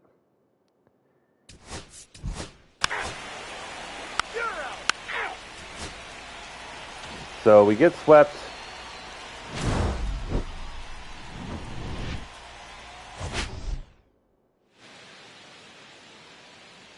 I mean, 14 hits, 5 runs. That's tough. But we're getting hits, so I don't know. Progress, I guess. But a 4-game sweep is less than ideal. All right, I did want to pitch with Eder, so we will do that for the second game of the stream. Nick Podcool, fractured foot, out for 1 to 2 months. He'll go on the 60-day. What is our... Hey, yeah, our average is up to 220. Our average is up to 220. The ERA is up as well. But still, a team ERA at 3.2 is not too bad. And we actually have some guys that are on fire. Jock hitting 361 over 1,000 OPS. Jazz is at least average. Kyle Teal has cooled off significantly. Let's get him out there for...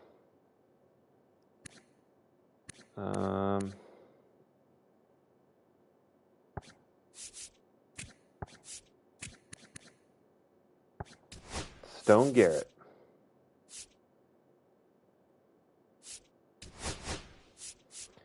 He's going to be our new leadoff. Renifo behind them, then Jock, then Jazz, and then just nothing but cold streaks after. Let's see.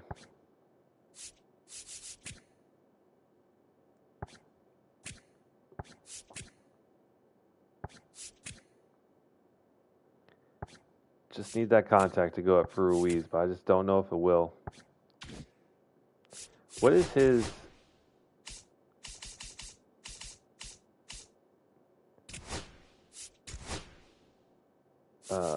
what's his potential? 79 potential is actually like not too bad.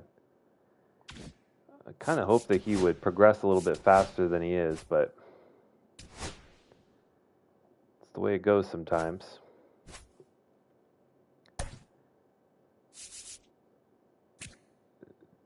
Jazz is super tired. And regressing. Let's give him the day off. We'll put Ruiz in center. And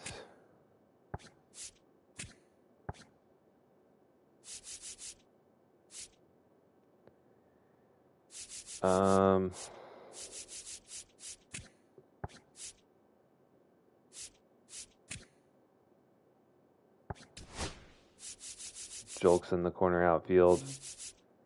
I mean, just everyone ice cold. Teal can take the day off.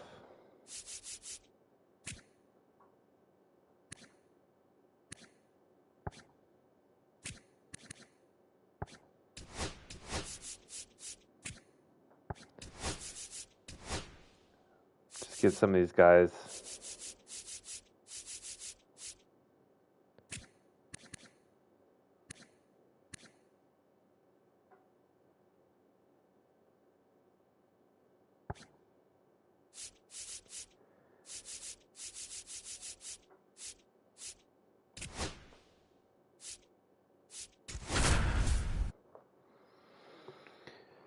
Oh, man. Just look at that. To be the Dodgers, have everyone hitting above 250.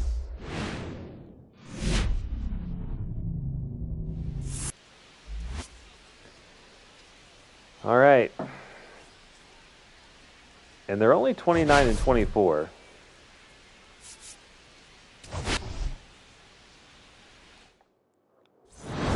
All right. So we switched lineup a little bit. We got some backups today. Let's see what we can do here. Jake Eder having a really good year. 52 and 2/3 so far. Only allowing 18, 3.08 ERA, whip 1.2. These would all be career highs if he can manage to stay on that. WAR already over 1. Just the walk rate is way down, not giving up a ton of home runs. The FIP is gone down a lot. Component ERA is really low. Just everything massively improving.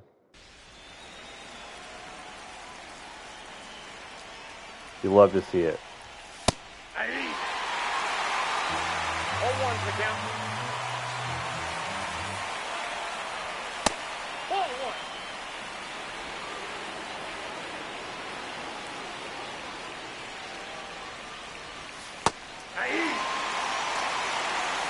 One ball, 2 straight. No, that's a foul ball.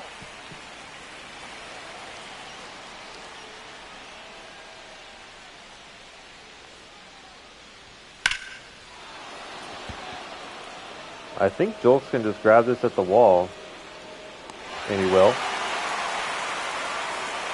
So just a really loud out from Freddie Freeman to lead off. Santiago Espinal. Is he a drafted player? No. He's having a really good year.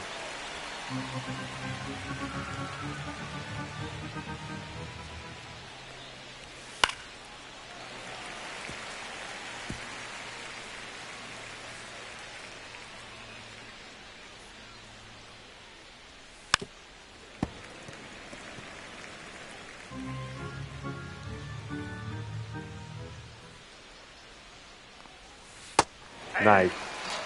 Good strikeout by Eder there. And now Shohei. Obviously need to be a little careful here against one of Major League Baseball's best hitters.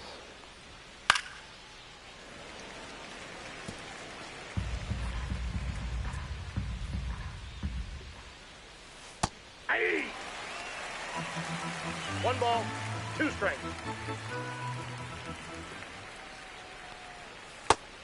And Eder strikes out Ohtani looking. The changeup just catches the zone low and away.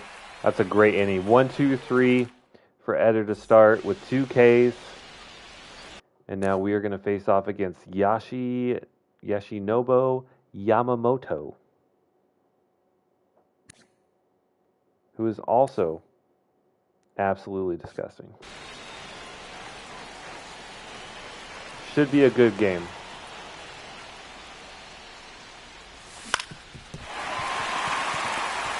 And we're going to start off with a Stone Garrett single. Still going with the idea of just contact swinging. Ball, that's in. And we're looking for balls that are just in the zone, hittable, contact swing, just put the ball in play. That's going to be hopefully our recipe for success. Is that one, I would say, misplayed out and left. I don't know how he doesn't come down with that one. But we got back-to-back singles.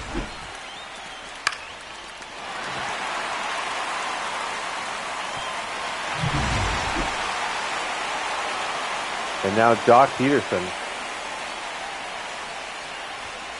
Yeah. 0-1. Now with Jock, I think we'll go contact swing. Just because he does have really high contact and really high power. And there's been a couple times where we've been just short of a home run. But really out in front of that. Now 1 and 2, I think we will go contact swing. And he laces one out into the gap. This is what we've been waiting for. 1 run is in. 2 runs are in. And that's what I'm saying. Just put the ball in play. Good things happen. Single, single, double. This is what we need to see more of. And we have an early 2-run lead against one of the best teams in baseball.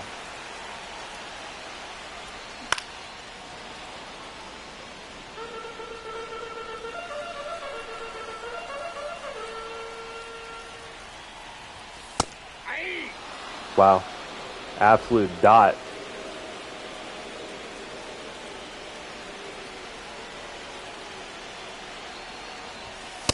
One ball, 2 straight.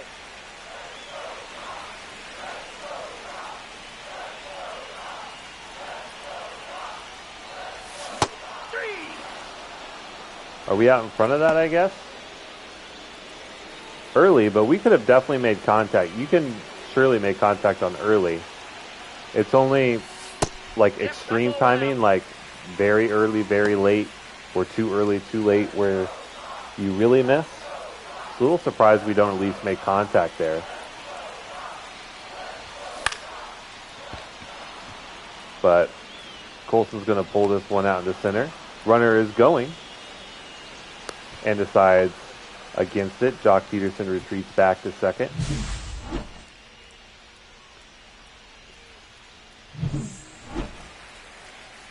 And now let's see what the rookie can do.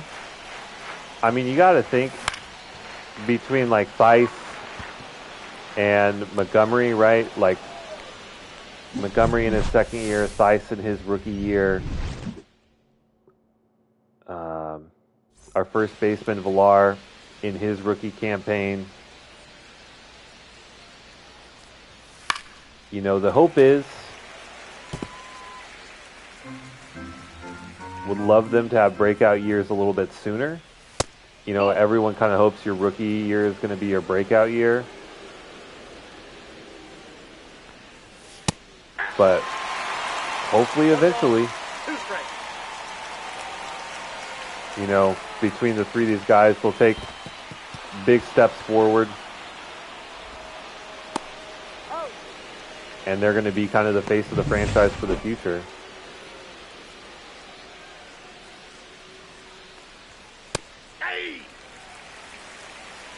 One's the count. Love to see Eder getting out in front early for these counts. Getting some bad swings. Ball, 1 strike. Aye. 1 ball, 2 strikes. Try to get a front door cutter. Hit pretty hard. The foul. The changeup got a pretty bad swing. Oh, knocked down by Sosa. 78 speed though. No play at first. Great play to knock that one down. Could have easily turned into a double. That ball's foul.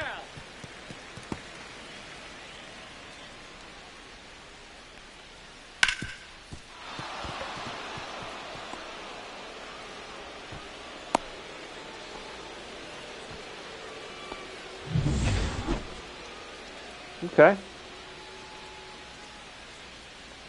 Not the worst placement there, honestly. Outside part of the plate.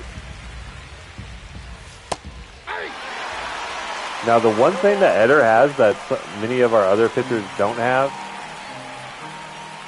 is his best rating is actually his K per 9. So he actually has some strikeout stuff as he gets one there. His 4th so far in just 2 innings. Nope, that's a ball. Ball 1, no strike. That's ball 2.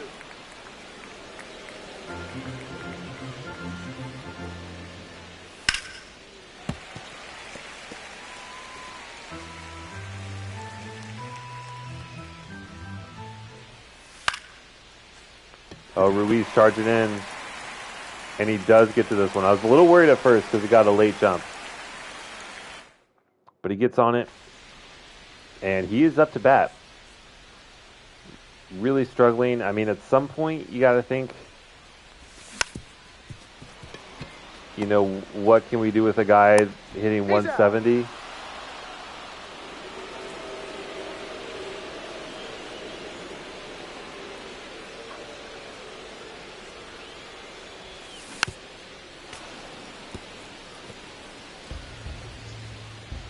Was really hoping that he might turn it around, but you know, we're starting to build a little bit of depth in the outfield.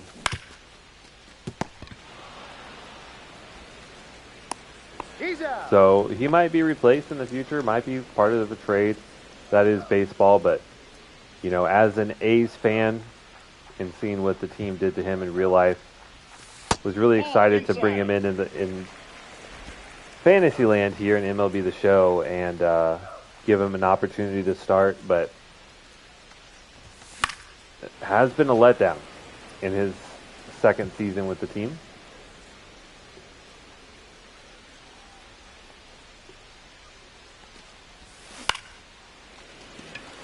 And the rookie just, I mean, you don't get much better pitches to hit, and he makes solid contact every time.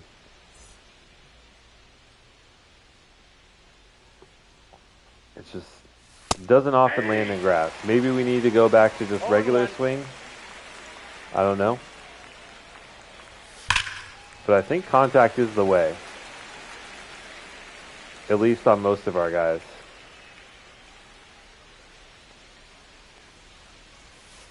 Like, I think a guy like Jock,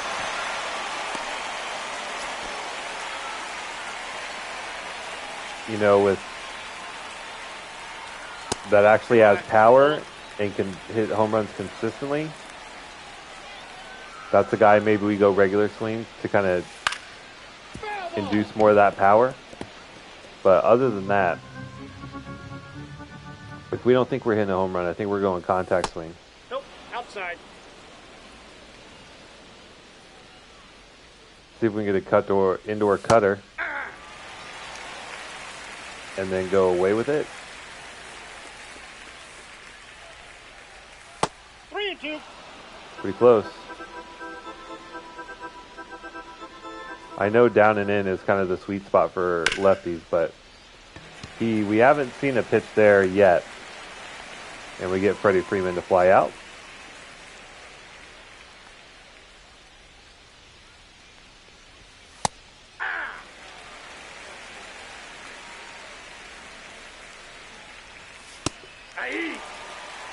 I mean, it is really refreshing with Eder to see consistent swing and miss. Nope.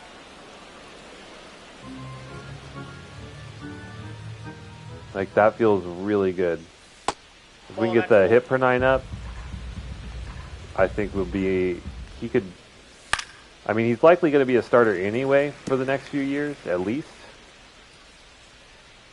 But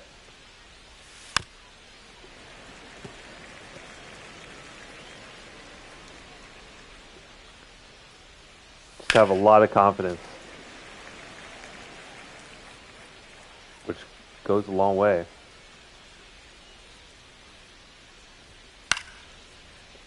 Little blooper, good jump by Stone, and Garrett makes the grab out and left. Still hanging on to our slim 2-run lead. Let's see if we can build on it. Back to the top of the lineup. Garrett hitting 273. And he was just sitting there in free agency, and now he's one of our best hitters. It's kind of crazy how a lot of our best hitters are Rule 5 draft picks and now a free agent. 1 ball, 1 strike. Check swing. They say he went around.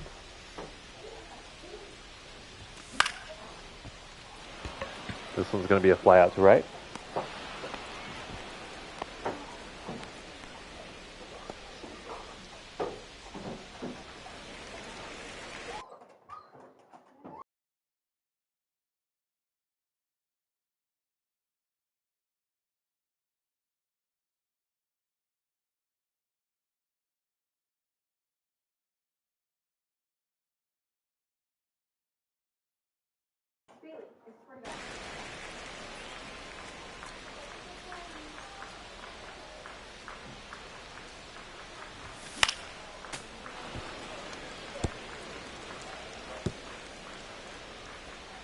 Nice. One thing I might do if I do anything with the sliders is just reduce Ball, that's inside. the foul balls. I know that will in turn probably mean more swing and miss.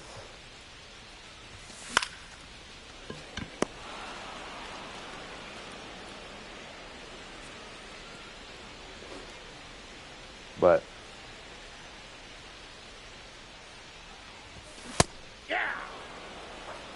trying to turn on one.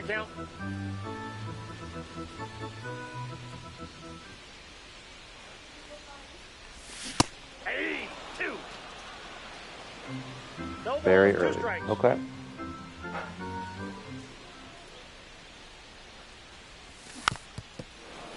I almost feel like we need to like up the difficulty just because we're always early on everything.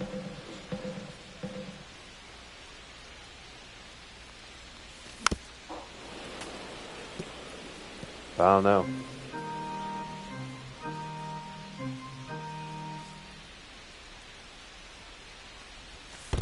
One ball, two strikes. Jock was our hero in inning 1. Drove in 2 and gave us our early lead, but goes down on the splitter there.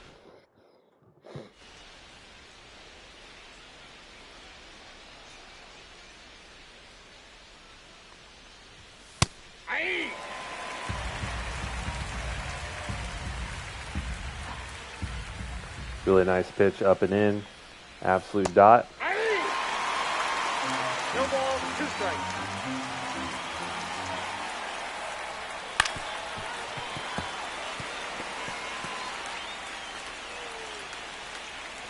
Let's see if Otani will climb the ladder on a fastball.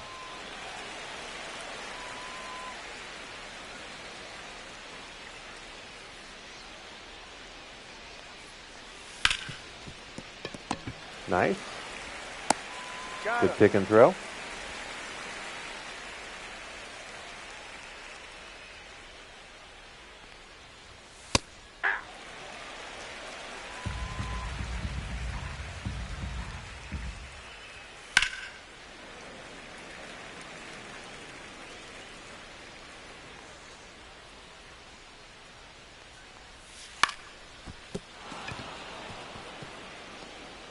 All right, Mookie's on.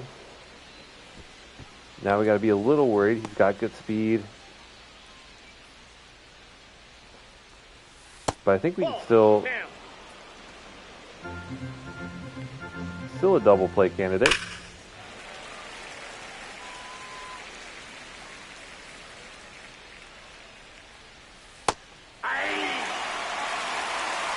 One ball, two strikes.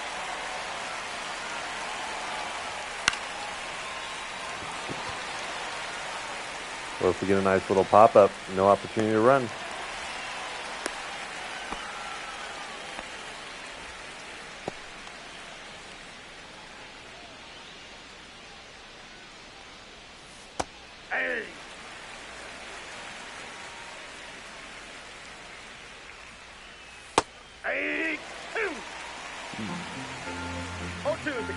Pretty generous call there, but I think technically it did just catch the zone.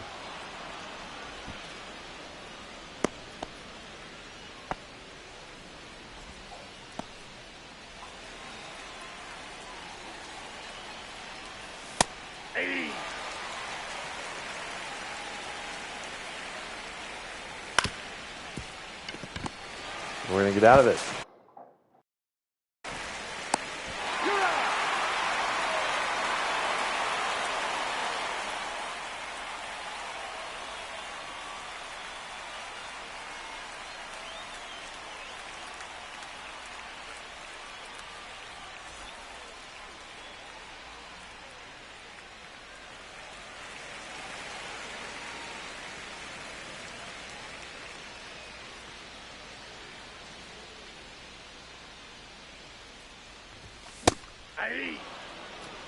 I think we're finally late on one there. Yep, too late.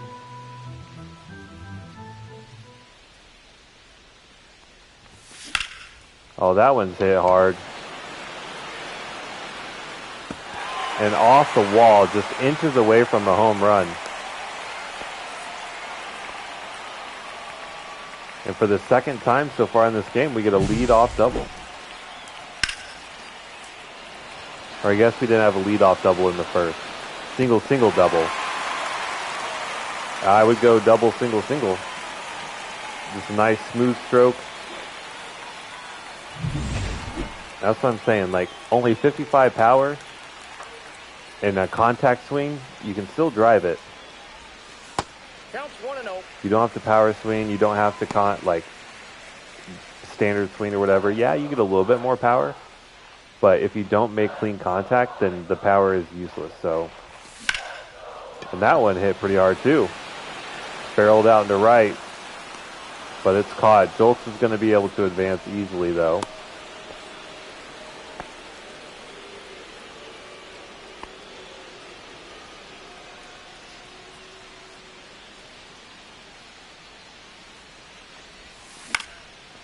Oh, Matt Theis, why did you pop that one up?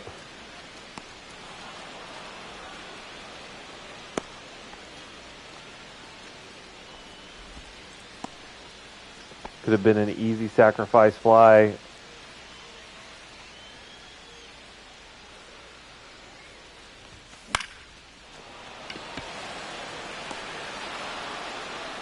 And caught on the line. Damn.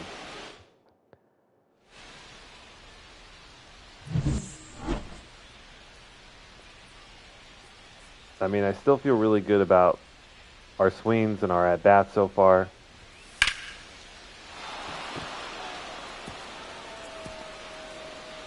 Really good defense by Ruiz here, though.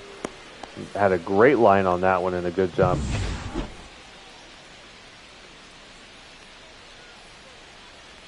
Holds the runner at first. 0-1's the count. I mean, with a team like the Dodgers that are really good,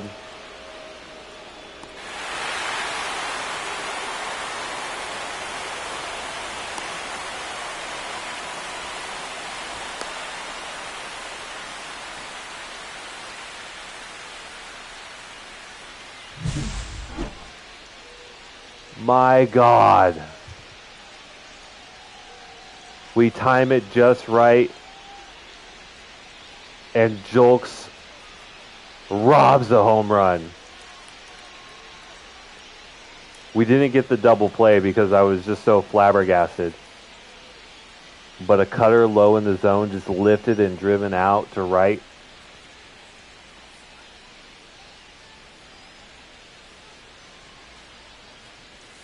And Julks brings it back. Unreal.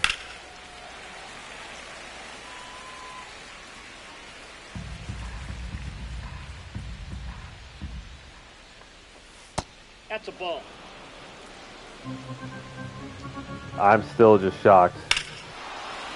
It won't matter though, because Freddie Freeman hits a no-doubter. Game's tied. Curveball just hung up there. But, I mean, that was what I was saying before I interrupted myself with the crazy defensive play. But, against a talented team like the Dodgers, 1-1. I expect to give up some runs. So even though, 1 ball, 2 strikes. you know, we were up 2-0, we still need more offense to make it safe.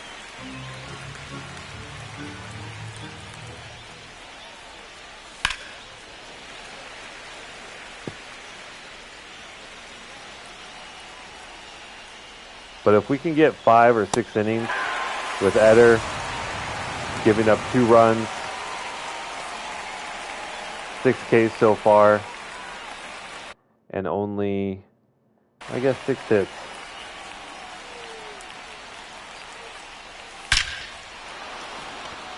This one, not going to be, oh wow.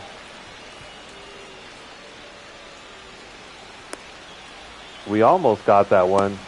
Ruiz had a good jump, but just missed it.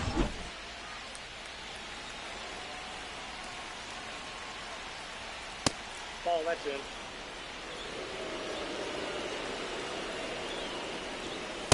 Outside, that's a ball.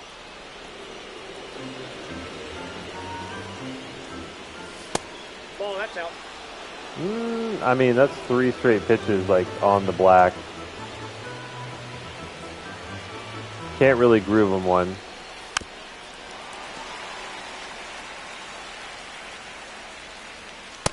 Ball 4. Take your bait. I mean, that's still All really good pitches. More of unfortunate calls. I mean, you cannot get any closer to the zone, honestly.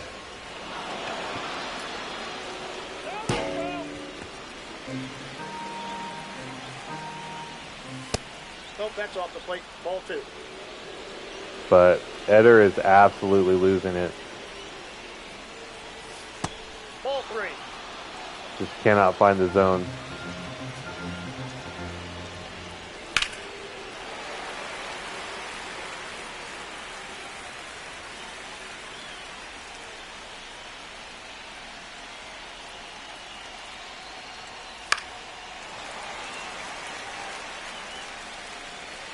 Really need good pitch here. There we go. That was a dangerous inning. He got worked a little bit, but leave some Dodgers stranded. And all in all, a decent start. We will go to the pen. How has Martin only pitched 1 1/3? I mean, thank God he's only pitched 1 1/3.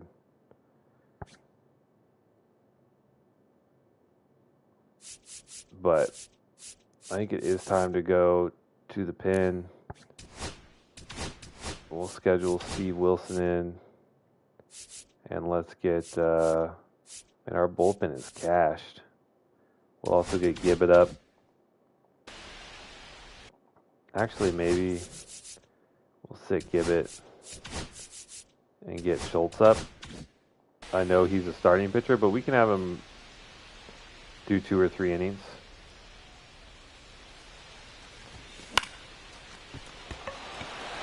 There we go. I mean, the only thing about, like, Yamamoto has been really aggressive, and we have been aggressive in return, which has worked out for us for the most part. But it's also kept his pitch count extremely low. 0-1. Only 40 pitches through 4 full innings.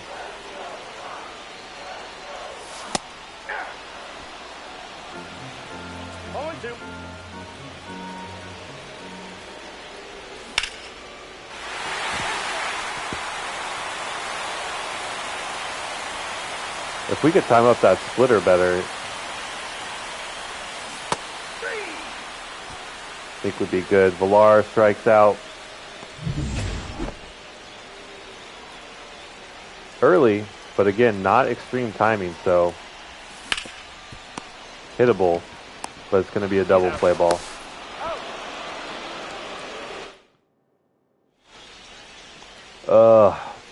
So very quick 1-2-3 inning for Yamamoto. Well, 1-2-3-4, but might as well have been 1-2-3 with the double play.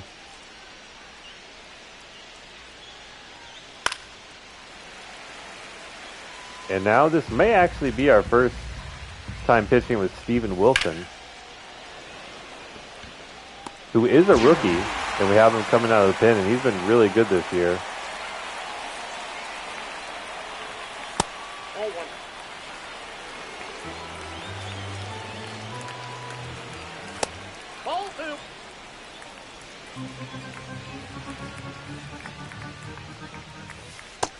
Wow, that changeup has a ton of movement on it. 2-1.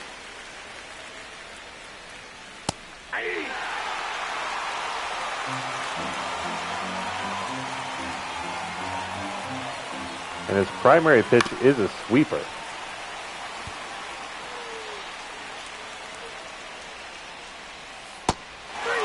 And he gets the punch out. Does he just have nasty movement? 93 break? Yeah, absolutely.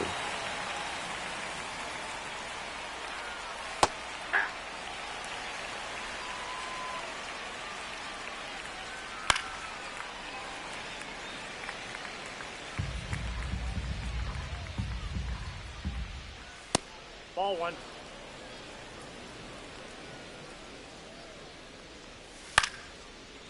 Oh, that's going to be a ways to run for Garrett.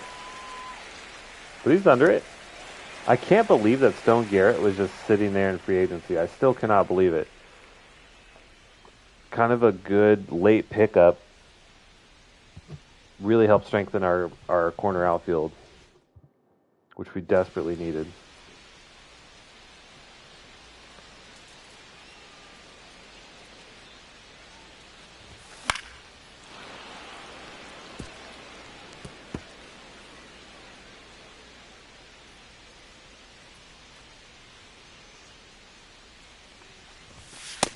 Nope. Ball one. I got 1 ball, 1 strike. All right. Given a little bit of a gift there from the man behind the plate.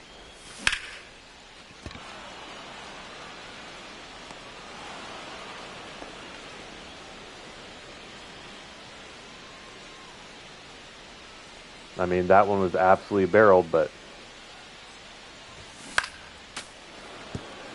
that one actually kind of startled me. That pitch in the camera came like straight back to my face. Very early on 95. I can't believe that we're just so early on so much. Out.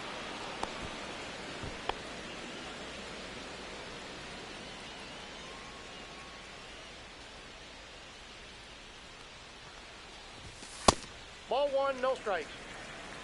Jolk's last time at bat was, I mean, inches away from a home run. Just stroked one out to left. Got on with the leadoff double. We weren't able to bring him home, as is the case with most of our outings here, but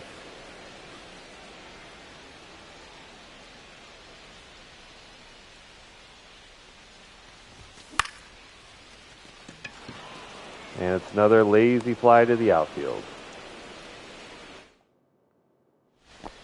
Okay.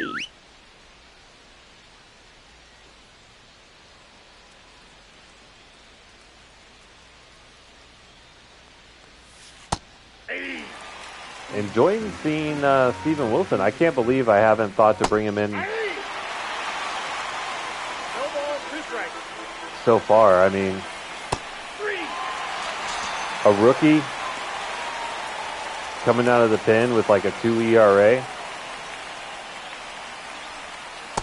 That's a ball.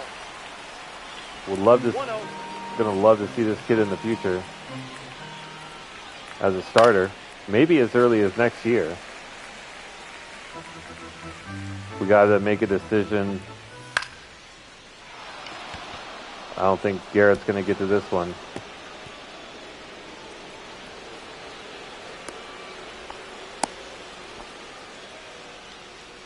We got a 1-out double from Freddie Freeman. I mean, look at the movement on this changeup.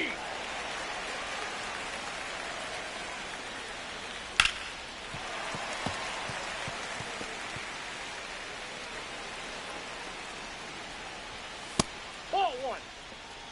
Brother, that wasn't even close.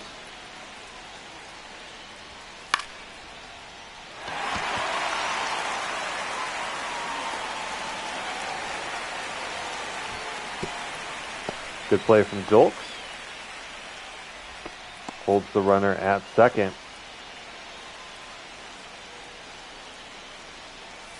Oh, God. I already knew it. The changeup just hung up in the air. Oh. And Shohei just absolutely demolishes it. Exactly what you would expect.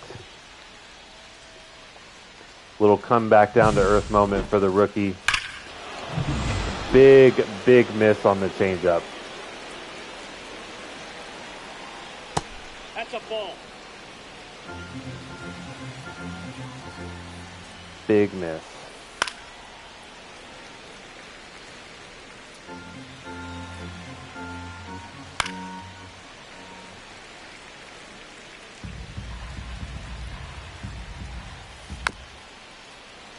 Does he have outlier? No. Wait, Wilson is not the guy I thought of.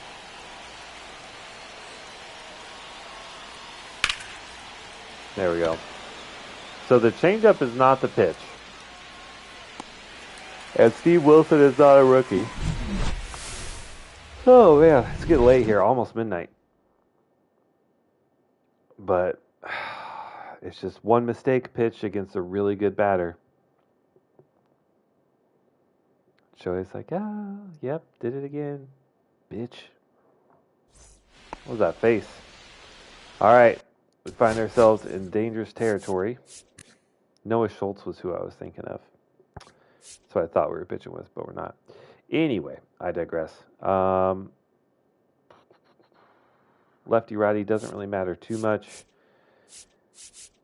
I mean, our bullpen is just gassed, so I guess we will go to Schultz. And then we'll warm up Gibbet, so at least we have a lefty-righty. The only other alternative, right, is if we score 2 here, maybe start looking at bringing in the closer. That's outside. Yamamoto's still at work here in the 7th, but I mean, he's been really aggressive in the zone, and we have been, like I said, aggressive right back. We have not taken many pitches because there haven't been many good takes. 2 balls, 1 strike. I mean, if someone's just going to groove fastballs, we got to swing. That's our best opportunity to make some good contacts. Like that. That one opposite field, the headed foul. I love that the fans are getting excited, though. We got a bunch of people here watching us face off against the Dodgers. We are in last place, but had our best start in years.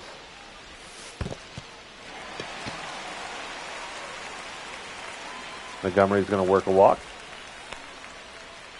And they're going to pull him. Why? He's pitched like 60 pitches. Interesting.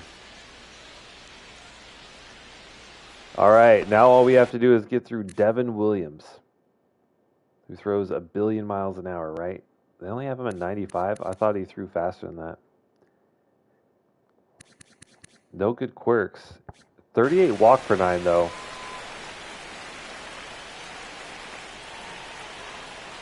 This might be our opportunity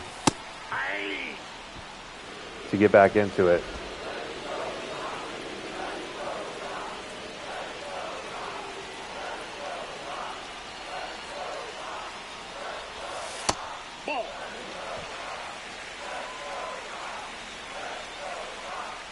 Let's go, Sox.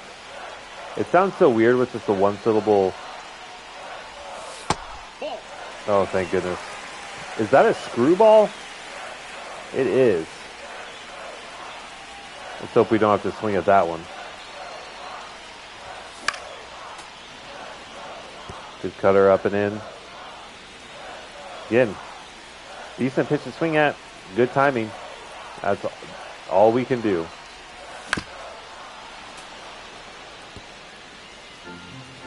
Backup catcher in. He is finally hitting over 200, which is really nice. And does work a full count. A walk here would put a runner on second. Ruiz has 95 clutch. And that would be absolutely massive. So it was a full fucking count. I'm an idiot. I thought we had a strike to give. Damn it. My bad. Apologies for my language.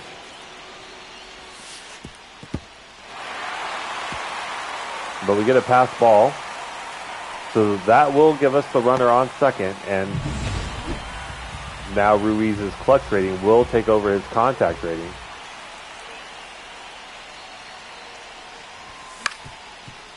That was a bad swing. Got him.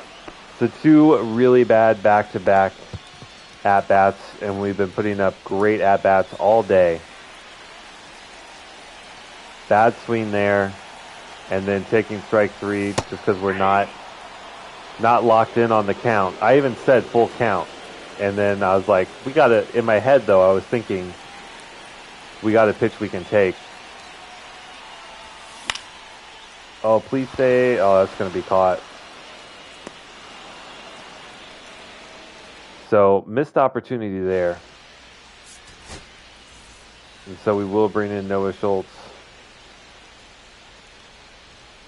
Ball 1. Who is the rookie I was referencing earlier. Hey.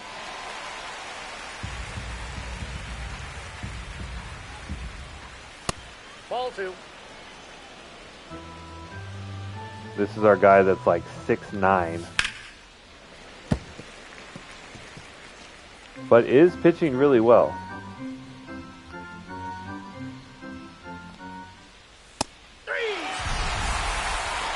90 right down the middle.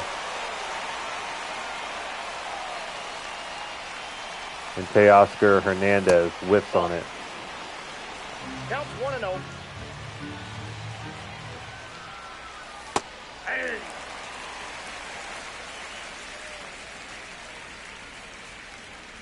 Hey.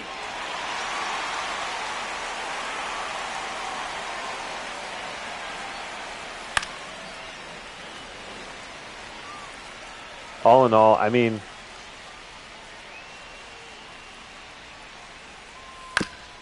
facing a team like the Dodgers, when we're just starting to get to be like a truly competitive team, it's good to see kind of where we're at. We're keeping it close. The pitching's been good. We just gave up 2 really inopportune home runs, but when you got hitters like the Dodgers do, it's not a ton you can really do about it.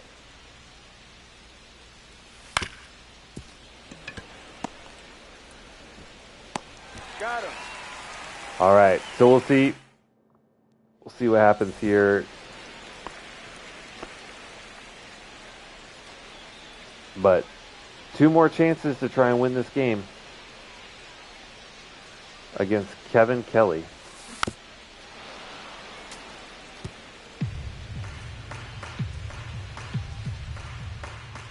Sinker, sweeper, cutter.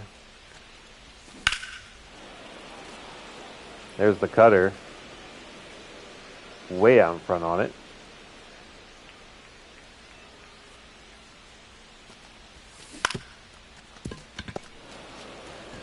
He's out. Just catches the zone. I'm okay with swinging to protect there.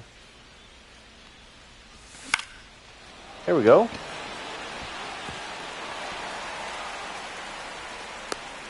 Just really hard to do anything with a sweeping curve like inside on the plate. But we turned the lineup over. Ball. That's inside. Only 1 out. We could easily tie this one up.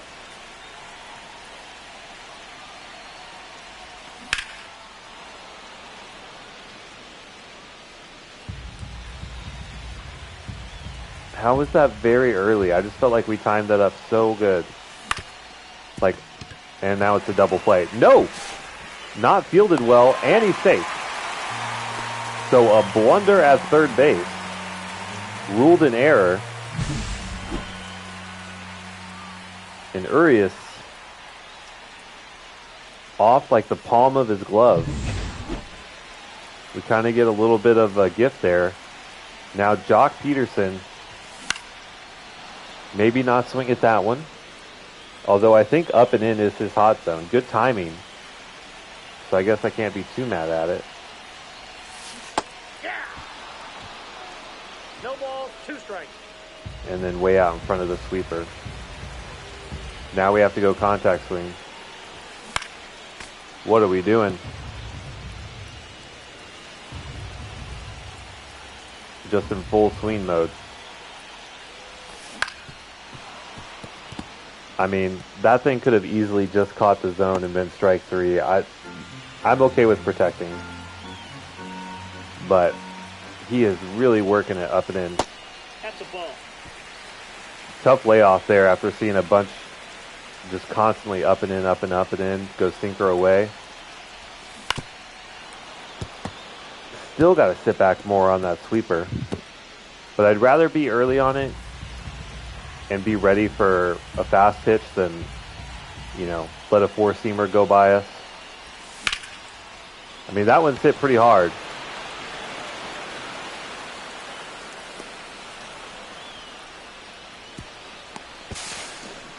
So at least we get the runner over. And we've seen that a lot with Jock. But they're just lofted in the air. Like, that is a moonshot. We need to see him driving the baseball. Ball, that's out. Big spot here for Julks. Almost had a home run earlier.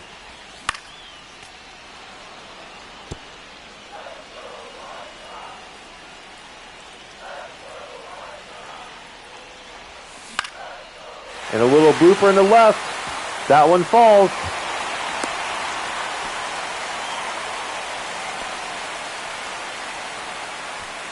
One away. One away from tying this up. At the very least, even if we don't tie it in this inning,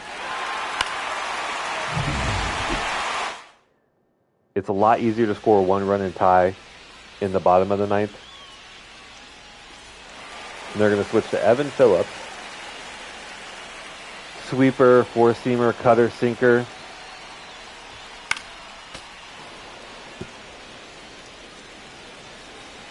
I think we're getting a little swing happy. Swinging on stuff on the black. Oh, and that's going to be a ground out. Inside sweeper. But we got one. We got one. All we got to do is just hold 8-9, and the leadoff hitter. Hey.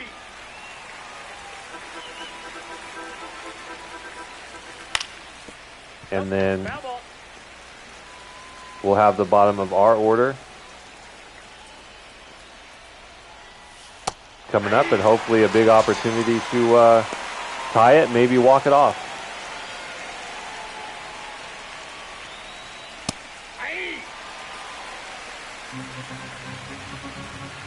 Luis Urias, who gave us the error that kept our inning alive, at the plate now. Getting a steady dose of fastballs.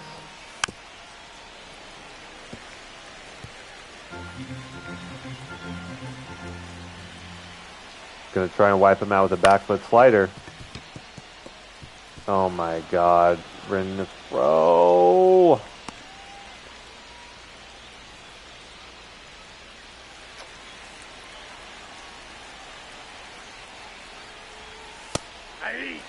It would be great 0-1's the count.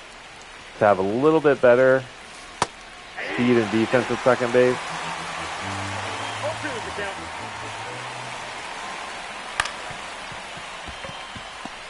See if we can turn the double play. We get one, but not the second. Freddie Freeman, obviously, pretty quick, but we get the lead runner at least.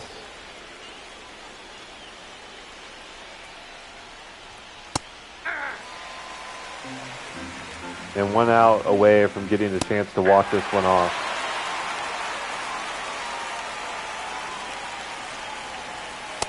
Ball, that's high.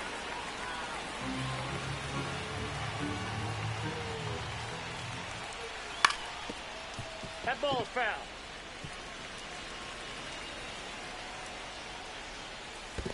Two balls, two strikes. No run. Okay. How about a front door slider? Foul ball.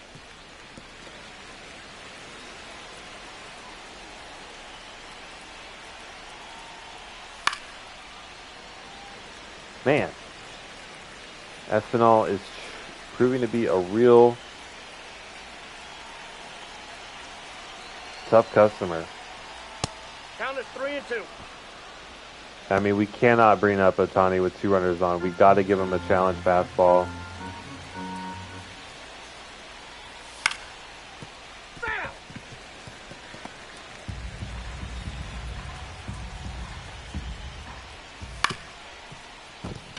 Wow.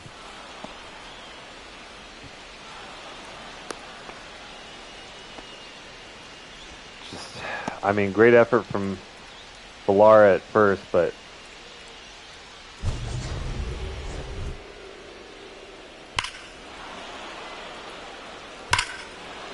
yep, I saw it the first time.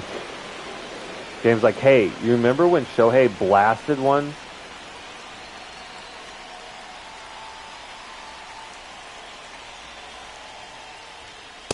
Hey! 0-1. A walk isn't the worst thing in the world, but we got him 0-2. Just a waist slider, almost.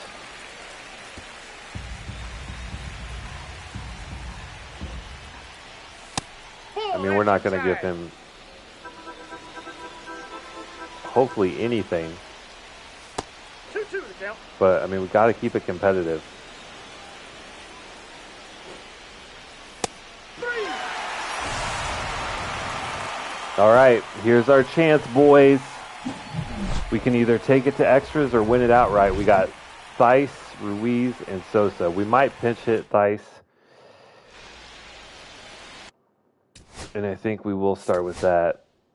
I mean, he is hitting 200, which is nice. But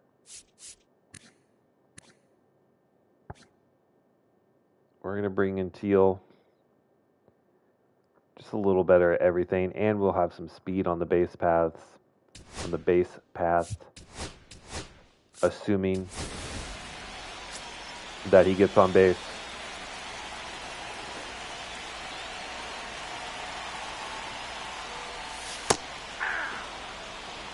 I mean, just an absolute gift on pitch one. That sweeper has some huge bend to it. I was like, easy outside pitch. Nope. Same thing again, but we're late on it.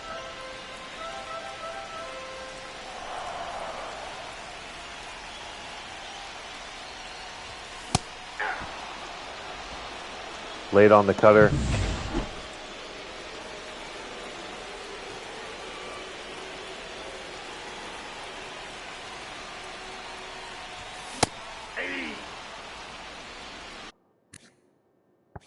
Oh, and 1. 95 hit per 9 is tough.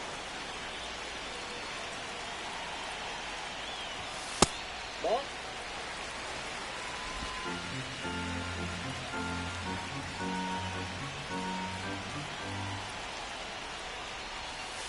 Inside, ball 2.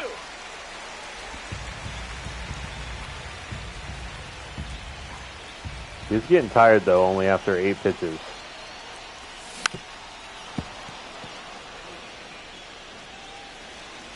Finally timed one up, but just tipped it.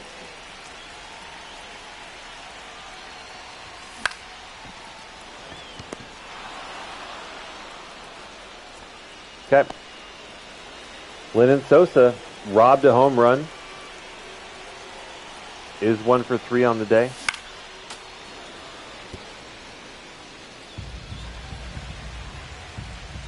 Fastball down the middle. Good timing. That one's not going to get through. I mean, No, he's out. all in all, I think we got to feel pretty good about this game. Like I said, we had an amazing defensive play. 7 hits, 3 runs is not great, but consistent contact. We saw some extra base hits. We had a really good start, or a decent start, I guess, from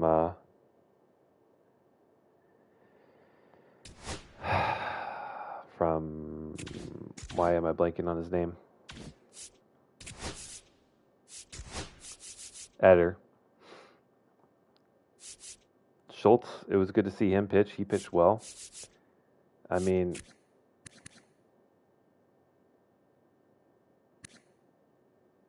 John Means is absolutely dealing. Wilson. I mean, this is great. This is really, really good. Drew Thorpe is looking nasty.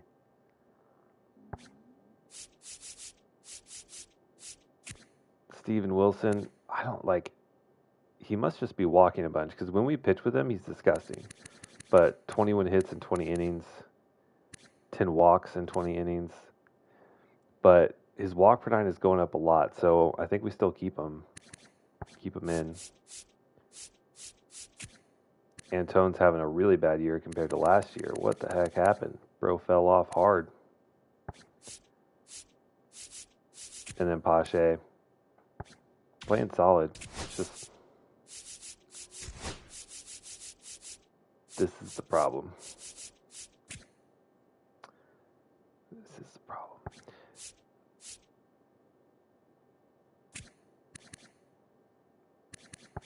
Although I did like having Julks out there. He hit well. So I think we will, in the meantime, switch him and Ruiz, at least versus righties, even though they, their contact. I don't know. I just got to do something.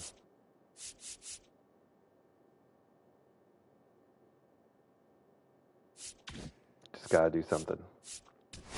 All right, so we'll send him out the rest of the month.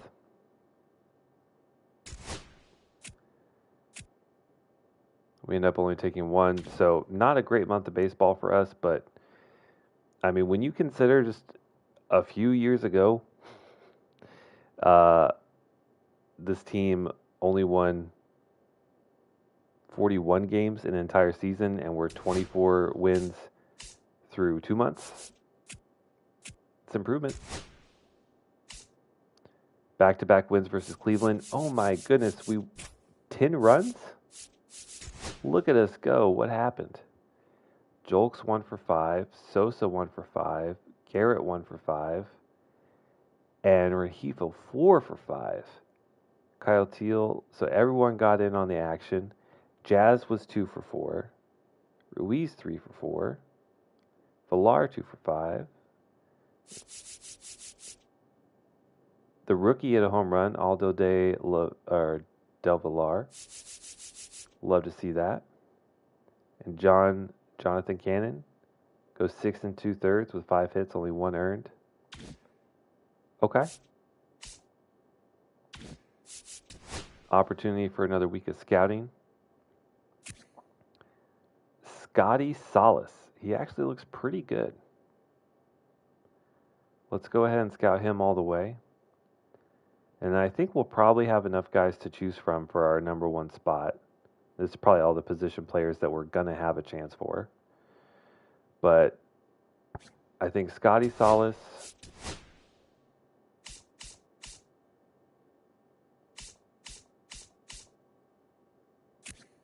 maybe the catcher, decent contact. I would just rather have higher contact versus righties. But vision, discipline, defense, all good. So that's a possibility.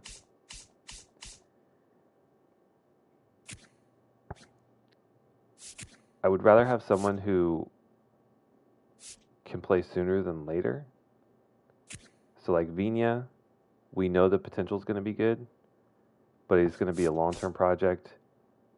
The left fielder, maybe not upper echelon, like A potential, but, high B potential, probably going to be a 60-something overall, so can play in a few years.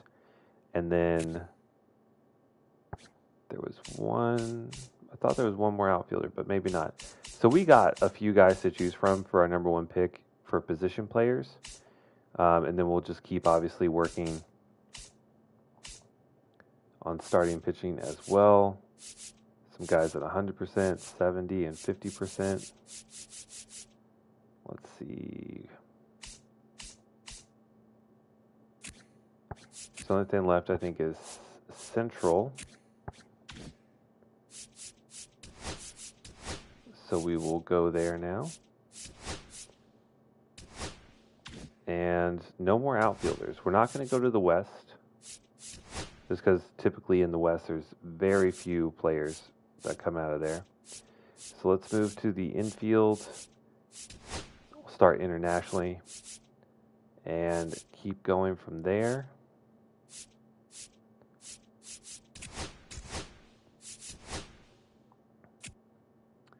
All right, so we actually end up sweeping Cleveland. Good way to finish the year. We're 27-33. We'll finish the month, so we're officially going through a month at a time. Another win. So we sweep Cleveland and we take the first game versus Kansas City. We're 28-33, so I thought we were going to be competing for a wild card. Seems like maybe not. But let's take a look, see if we need to make any roster moves after another month of play. So,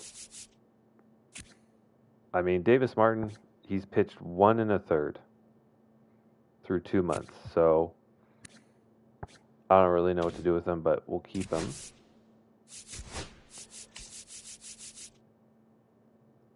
Hagen Smith down in Double A is pitching really well.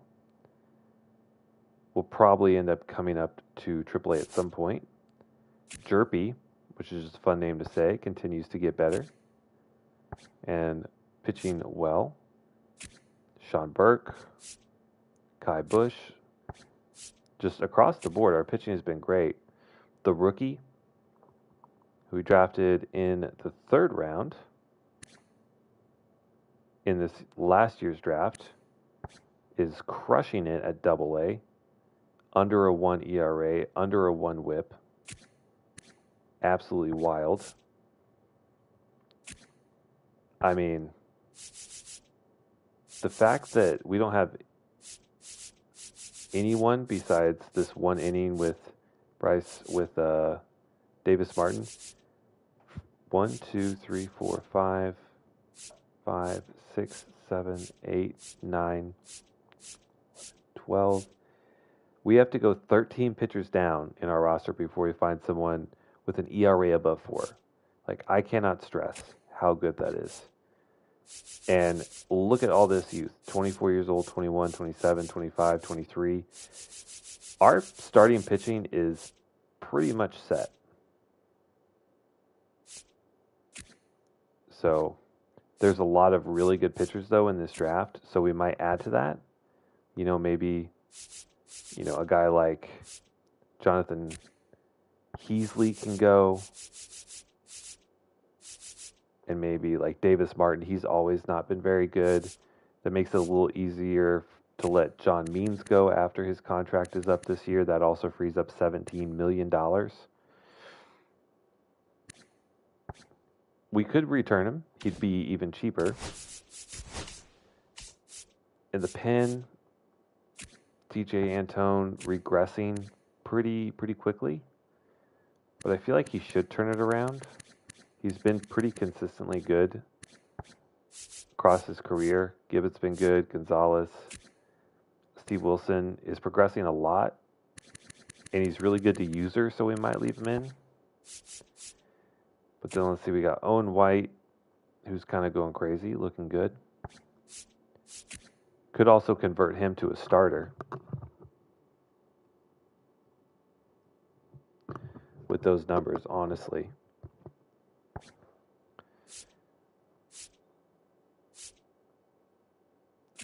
Boozer, we can always bring up. Iriarte, one of our best prospects, 25 and getting better.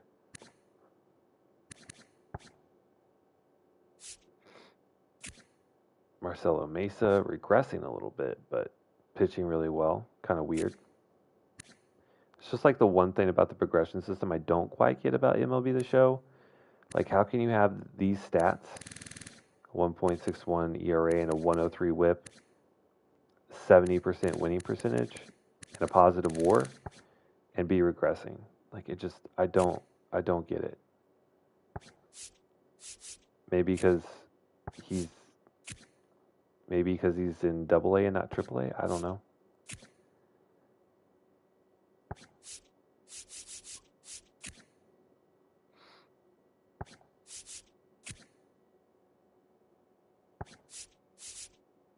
Okay.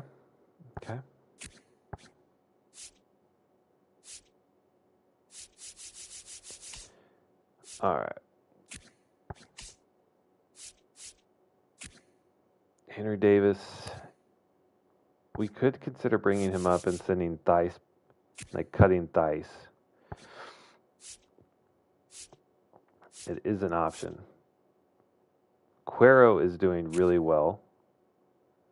And he's probably the future catcher, right? And Kyle Teal maybe plays some outfield. 800 OPS is a little bit above average. Would like to get those plate skills up, the vision, discipline, and clutch up. So we'll leave him, though, in AA, but he might be an option if we just continually get frustrated with Thice. Villar, I mean, he was regressing, now getting better. The contact versus lefties is coming up.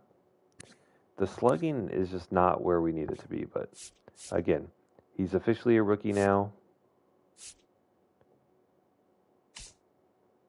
Jazz is finally getting hot, and he's stopped regressing, although he's tanking versus lefties.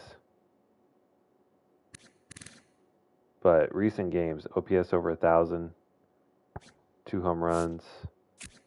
Renifo, that's what we need to see. He's hot. Lynn Sosa looking good.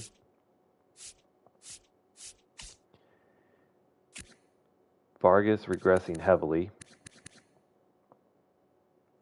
But, I mean, he is 35.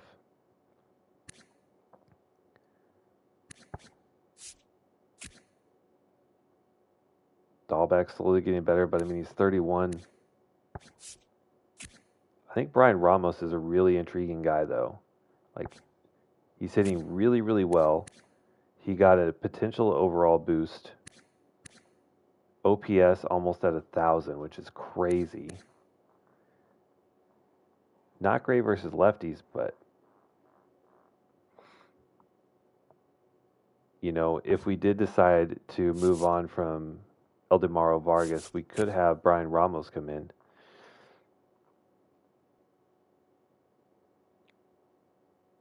So that's an option as he finally breaks his 70 overall.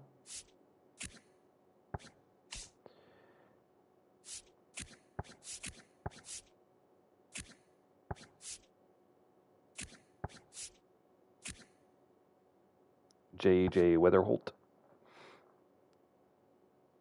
Finally seeing some action out of single A and double A this year. Contact versus lefties is going up big. The vision discipline, you know, on base is 339, which is great. Power is slowly creeping up. So good to see some progression there.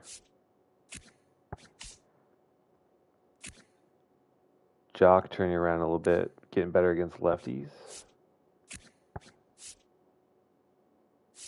The rest of these guys.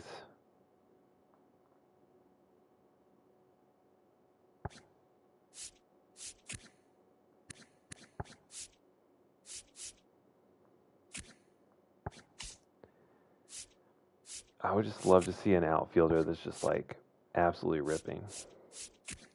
I mean, Franco was, but then he got injured.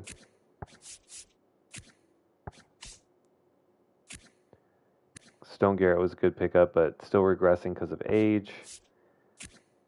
So I don't really know what we do here.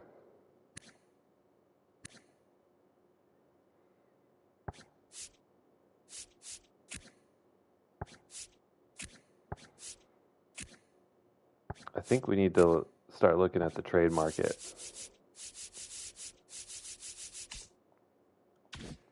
But I don't think there's any roster moves to be made now.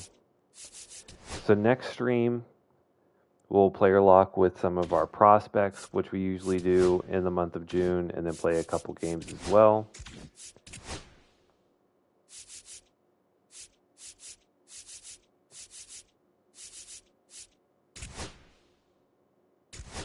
I wonder if there's...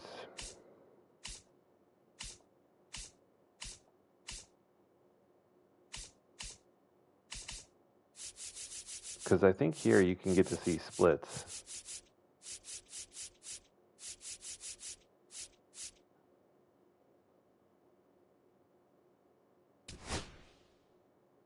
Has Jazz have a 2 WAR?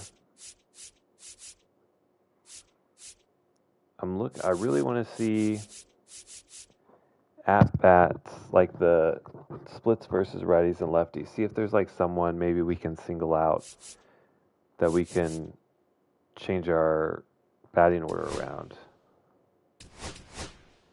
So righty should be Garrett, Chisholm, Sosa, Jock, Teal.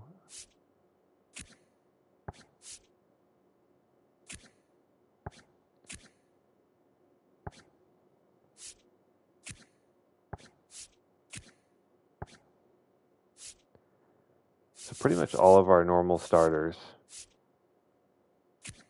except for maybe Lynn and Sosa. But I don't really know where to put them. Besides at short, because Colson Montgomery's not doing great, but and then average versus lefties. Jock is hitting 304 versus lefties. We need to switch that up. Jolks, who hits against lefties. Lennon Sosa plays against lefties. Villar's crushing lefties. So, I mean, we got all the guys that are hitting well. Oh, yeah, maybe.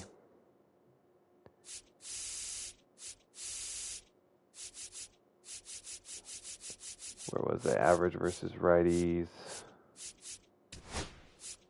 Ruiz has only hit 185.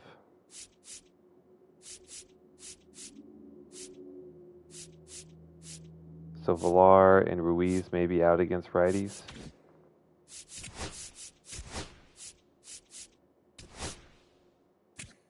And we'll put Andrew Vaughn in at first.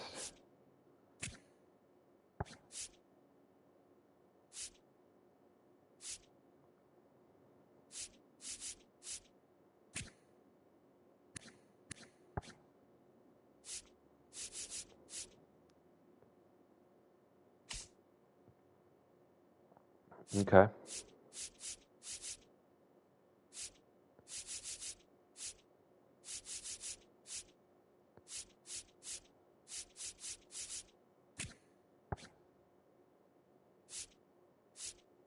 All right. Feel pretty good about that. And then I wonder if there's just like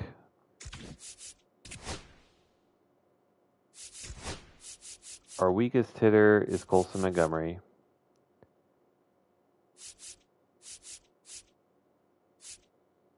And then maybe we turn Vargas.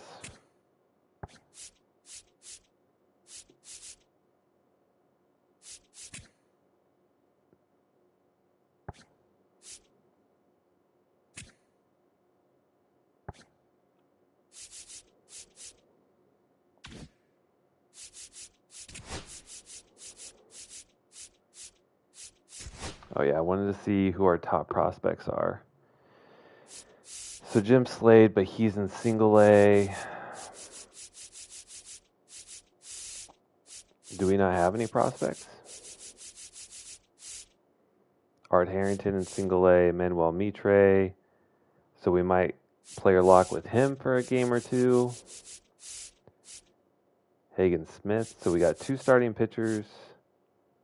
And then we got some outfielders.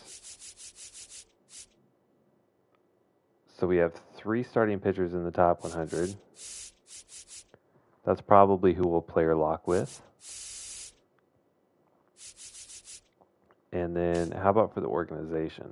So Jim Slade's our number 1.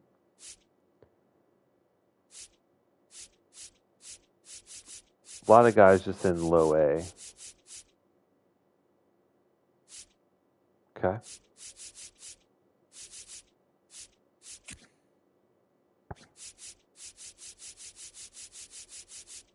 So we can player lock with a couple of these guys. But I want to do... What's PPI list? Prospect Promotion Incentive. Oh. Interesting.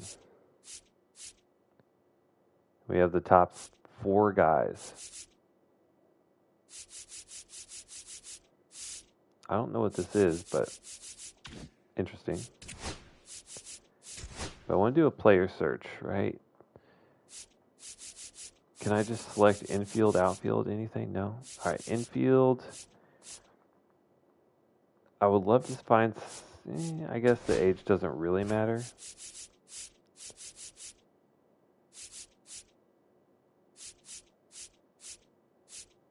And I really just want to find someone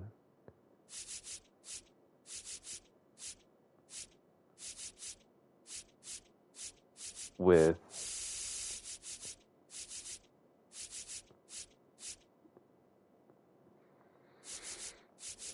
let's say 80 contact versus righties, maybe like 70 versus lefties.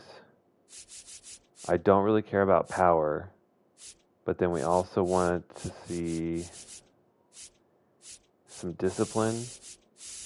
Maybe discipline at like a 70. And vision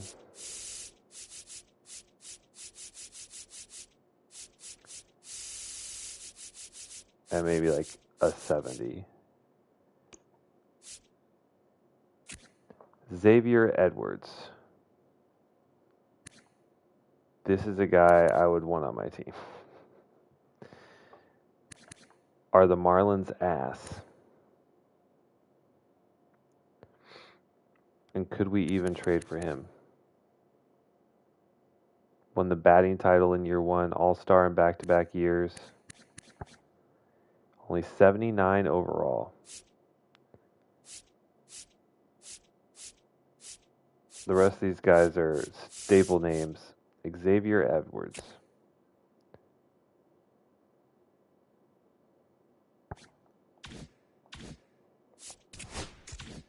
I know we're not exactly buyers, right? Heading a month and a half or 2 months away from the trade deadline. But just out of curiosity, where are the Miami Marlins?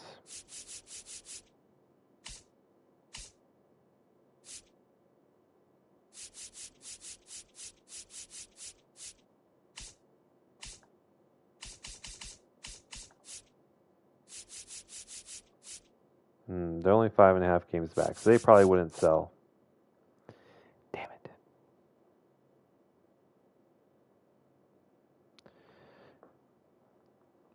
Cardinals might be selling.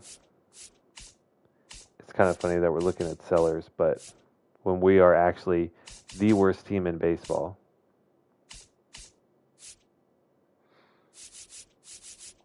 But we're not going to get better unless we bring in new players.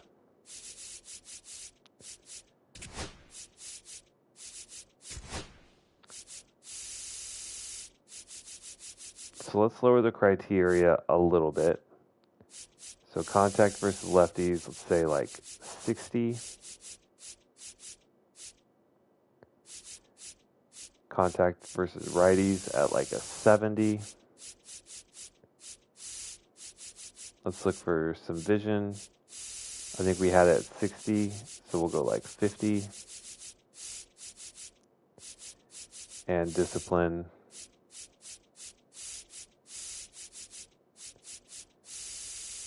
I still want to have like around 60.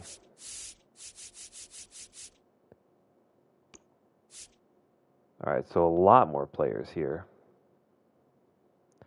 But these are guys that we could easily trade for that maybe could make more of a difference on our team. Like a Rick Oliver. Vision, discipline, defense maybe not great, but can play corner outfield. Only 64 overall. But maybe like he, maybe we bench Ruiz, who just is really struggling to hit righties.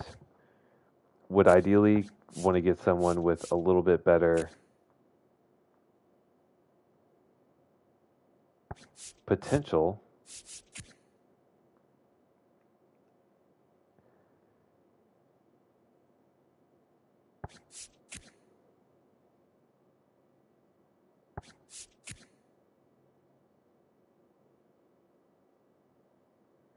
This guy's a free agent, so we could just sign him for free. He's only 19. The power is just not there, but maybe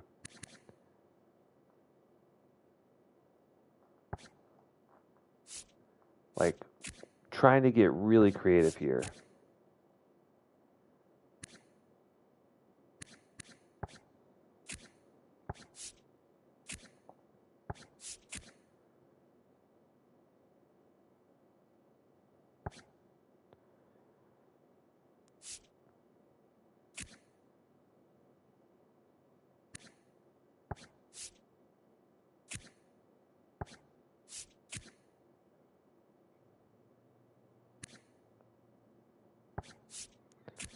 Would love to see like a AAA guy in here somewhere, but we're starting to see some, really quality players that teams are not going to want to part ways with, I think.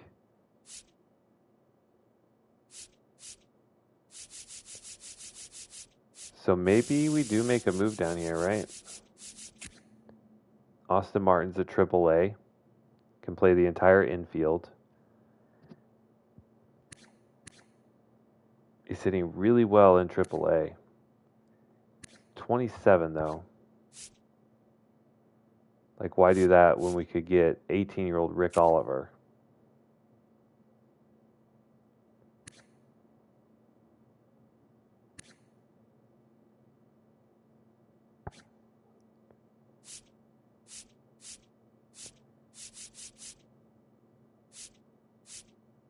Oh, I was like, why is there pitching stats? But we do need a potential third baseman of the future. Sean Nicholson. Only 18.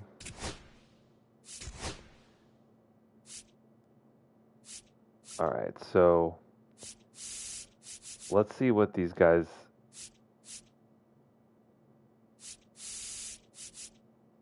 So let's take away...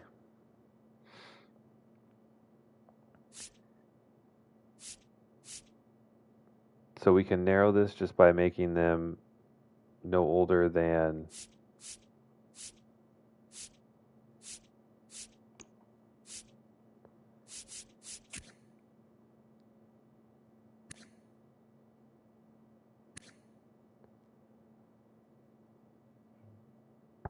So we're going to say no older than 23. That'll narrow this list down a lot.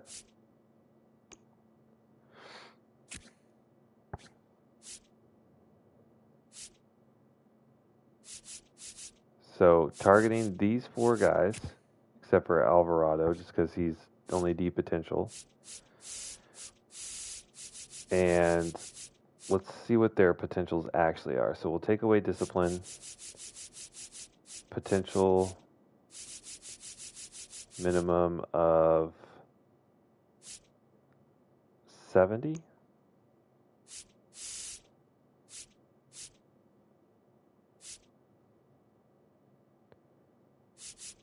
I guess maybe it's faster to...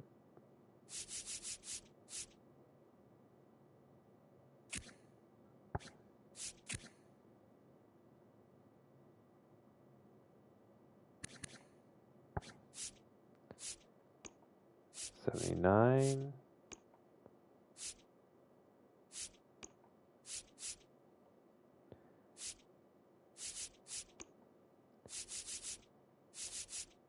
All right.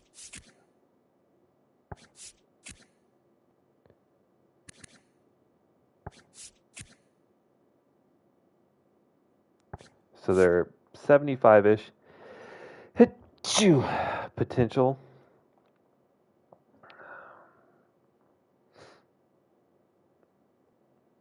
Just need to figure out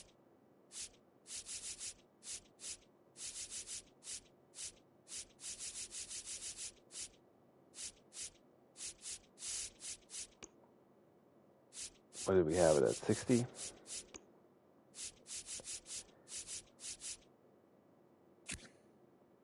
All right, so I mean, Jose Collado out in center field, those defensive stats are abysmal. Rick Oliver, also abysmal. But 18 years old.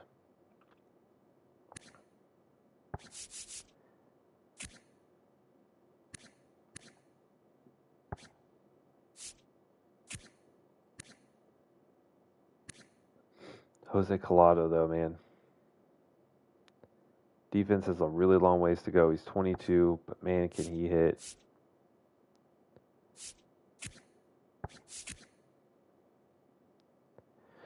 I think we might try and make a move for Rick Oliver.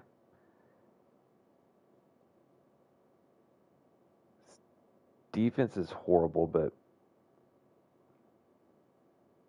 maybe Jock plays corner outfield. I don't know. It's tough. Maybe we go with the third baseman instead.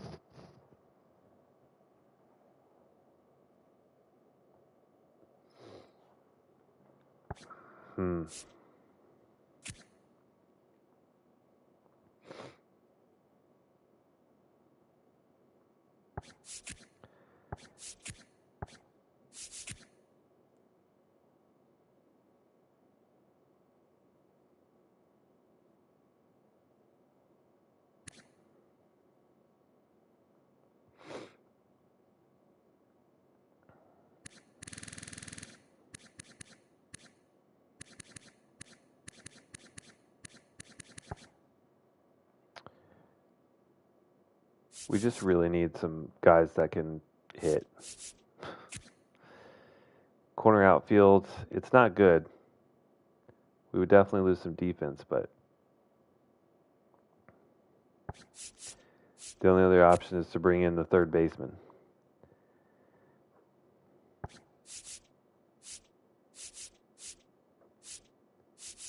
But just seeing 80 contact versus righties, it's just so good for an 18-year-old.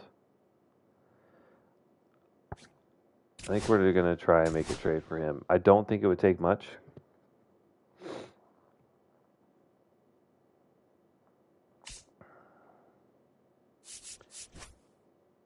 Like we could give them Connor Joe,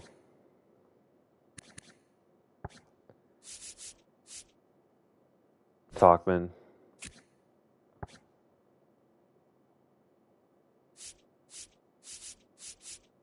What does the Giants outfield look like? Does this make sense too?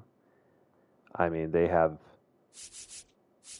he's behind 4 other guys, plus these 2, which would likely, since they have higher potential,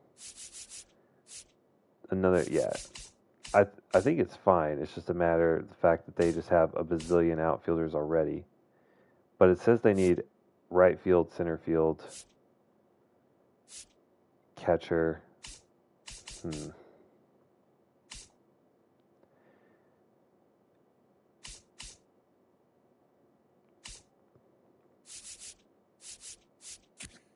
I mean, I'd be willing to part way with like an older prospect like a Connor Loach. That would probably get the deal done faster.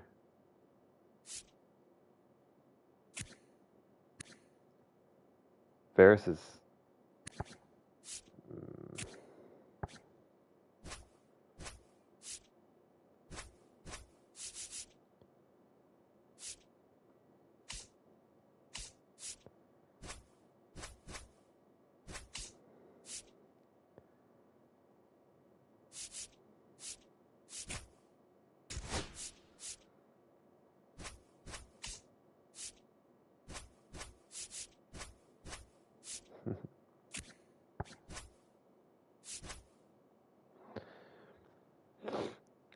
I don't know what we have to give up.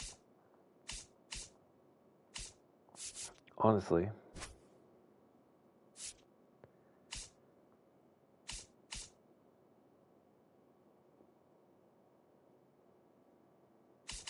Ooh, I know who we could give him. Would you want a Davis Martin? What's your starting pitcher situation like?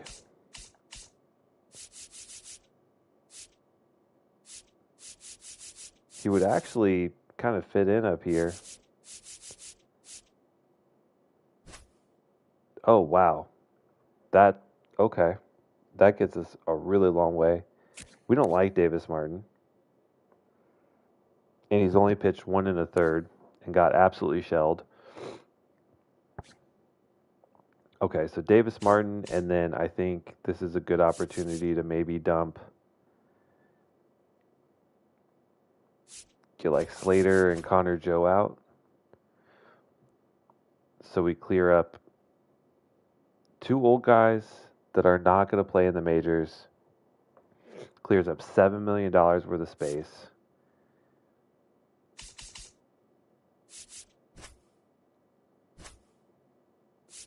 Could we get I wonder if they have another prospect. They would even give us this guy, 19 years old, really long ways to go. But at least B potential. Do you have any other guys, some sneaky guys down here that can hit?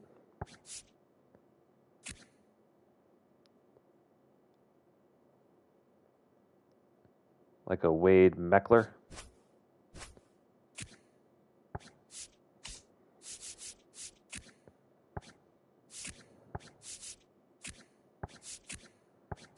Just basically swapping some guys around and then get a starting pitcher that would be could be in the rotation.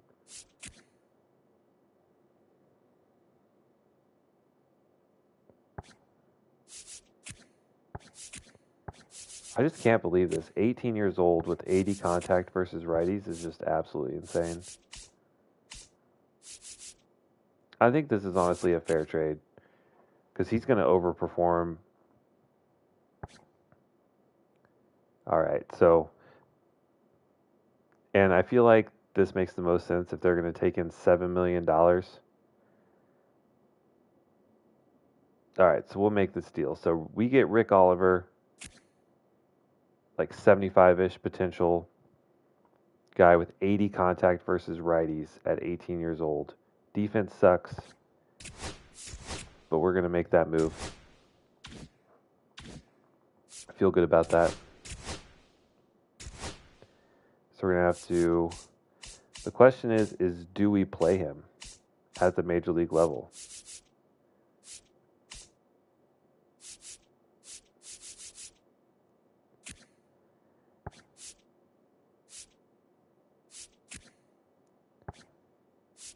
He's only a 64 overall.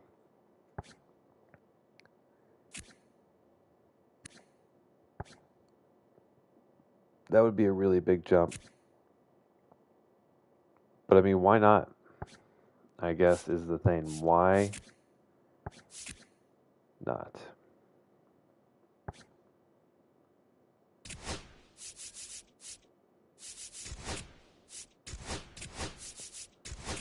We'll give him a shot. Just add another rookie to the list.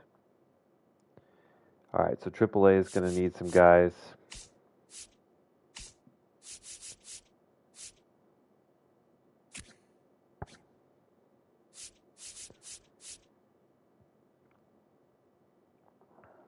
I mean, they have 4 outfielders at AAA.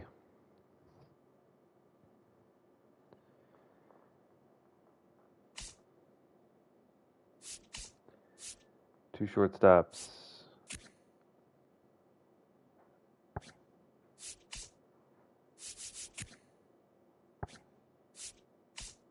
Two second basemen and a first baseman. What do they need?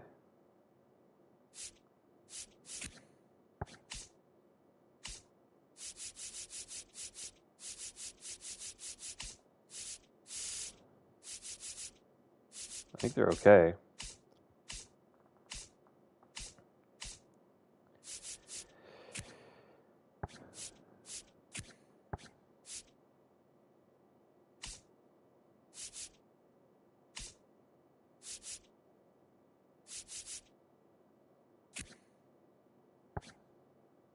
They should be fine, even though down a couple players. 1, 2. AA needs another player, though.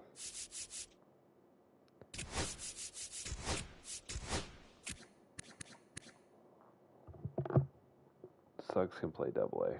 He was regressing, but I think he's back on track now. All right, so what does that mean for the lineups? AAA needs a DH. It can be... I mean, Terrell Tatum is hitting the piss out of the ball. You can play right field too. Perfect. Double A needs corner outfielder. That'll be Suggs. Hitting fifth is probably fine. Move.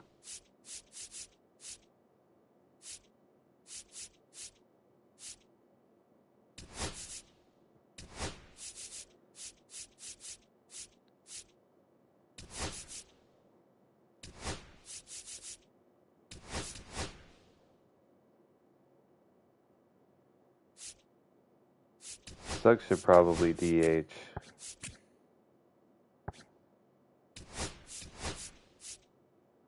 Because his defense is terrible.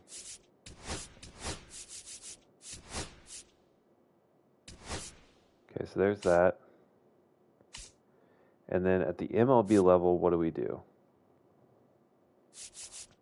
We got a guy who has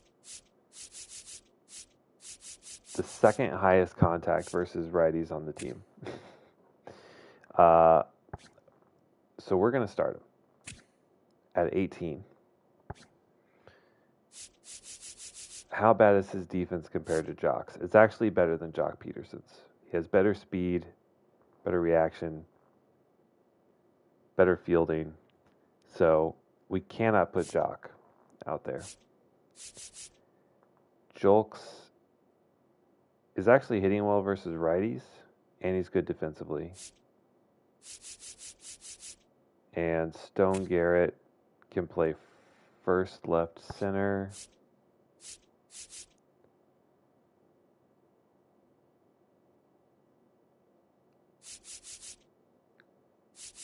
I feel like the obvious one is Julks, just because of the... he can play second, third.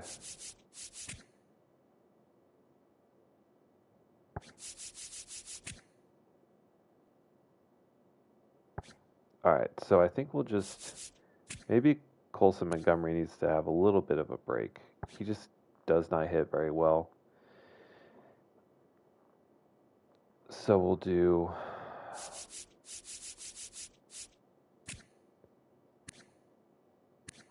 And Andrew Vaughn's...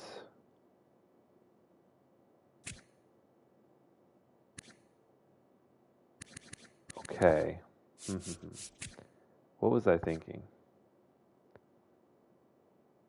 I think Vargas at short.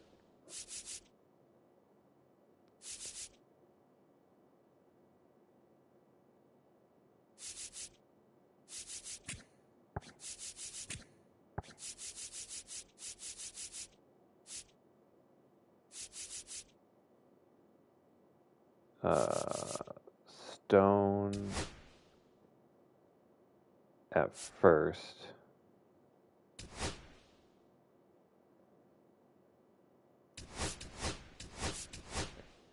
And then Rick Oliver in left.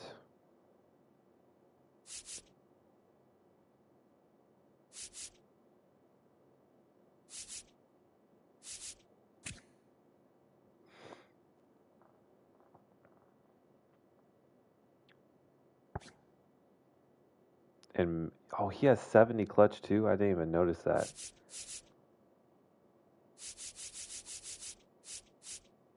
And we'll start him off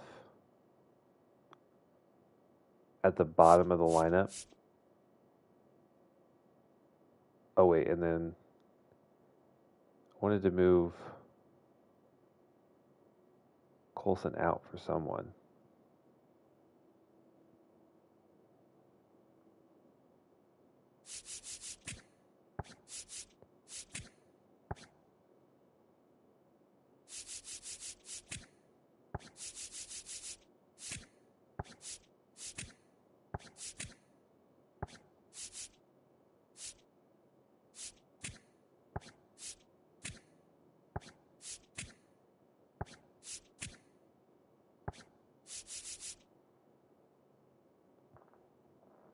Well, in that case,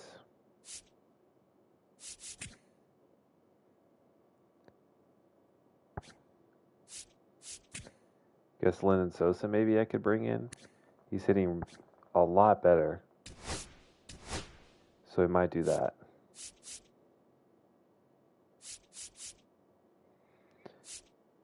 So, and like, I don't know. We'll just let him grow. He'll just continue to get better. So, we'll start Oliver. We'll just switch these back. Oh, wait, no, we won't.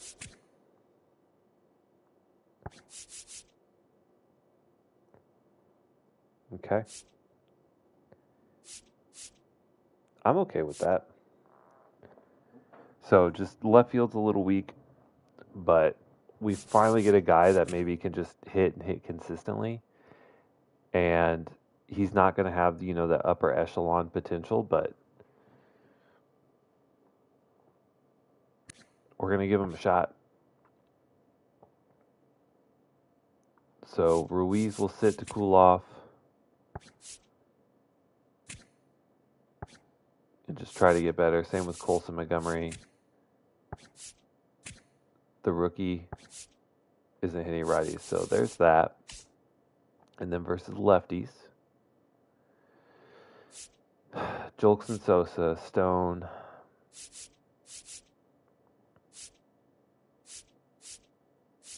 I mean, Renifo has 99 contact versus left, and he's hot. So he's going to take over for Jolks.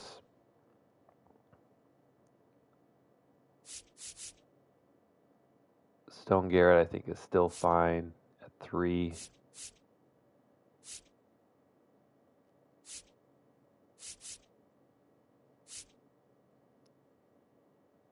Ruiz is fine at 7.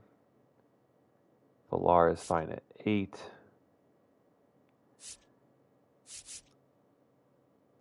And Rick Oliver only has 68 contact versus lefties. So I'm okay if he doesn't hit versus lefties right away. Jock, though, is hitting really well against lefties, so he should probably be our DH.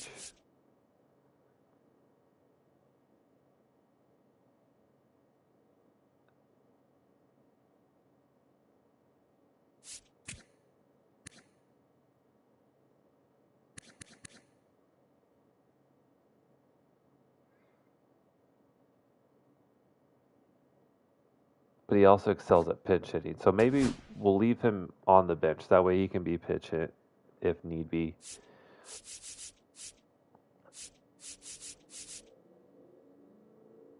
All right.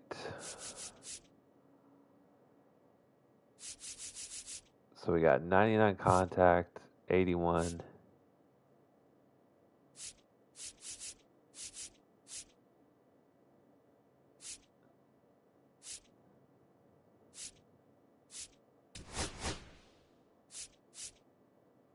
Switch those.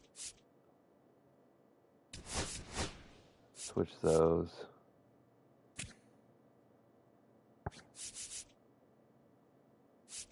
Okay.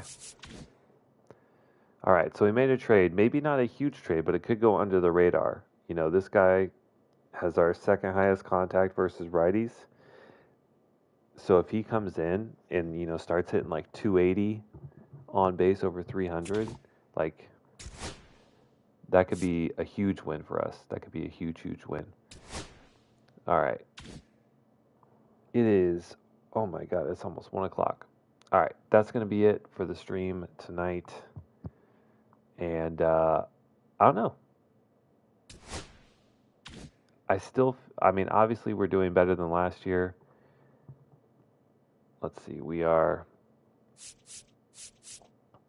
only 5 games away from 500. So we're getting close to that 500 win mark. But that'll be it for this one. Thank you guys so much for your time. Had a good number of viewers this evening, so I appreciate you joining. If you are new and you enjoyed the content, consider subscribing. I'll see you guys in the next one.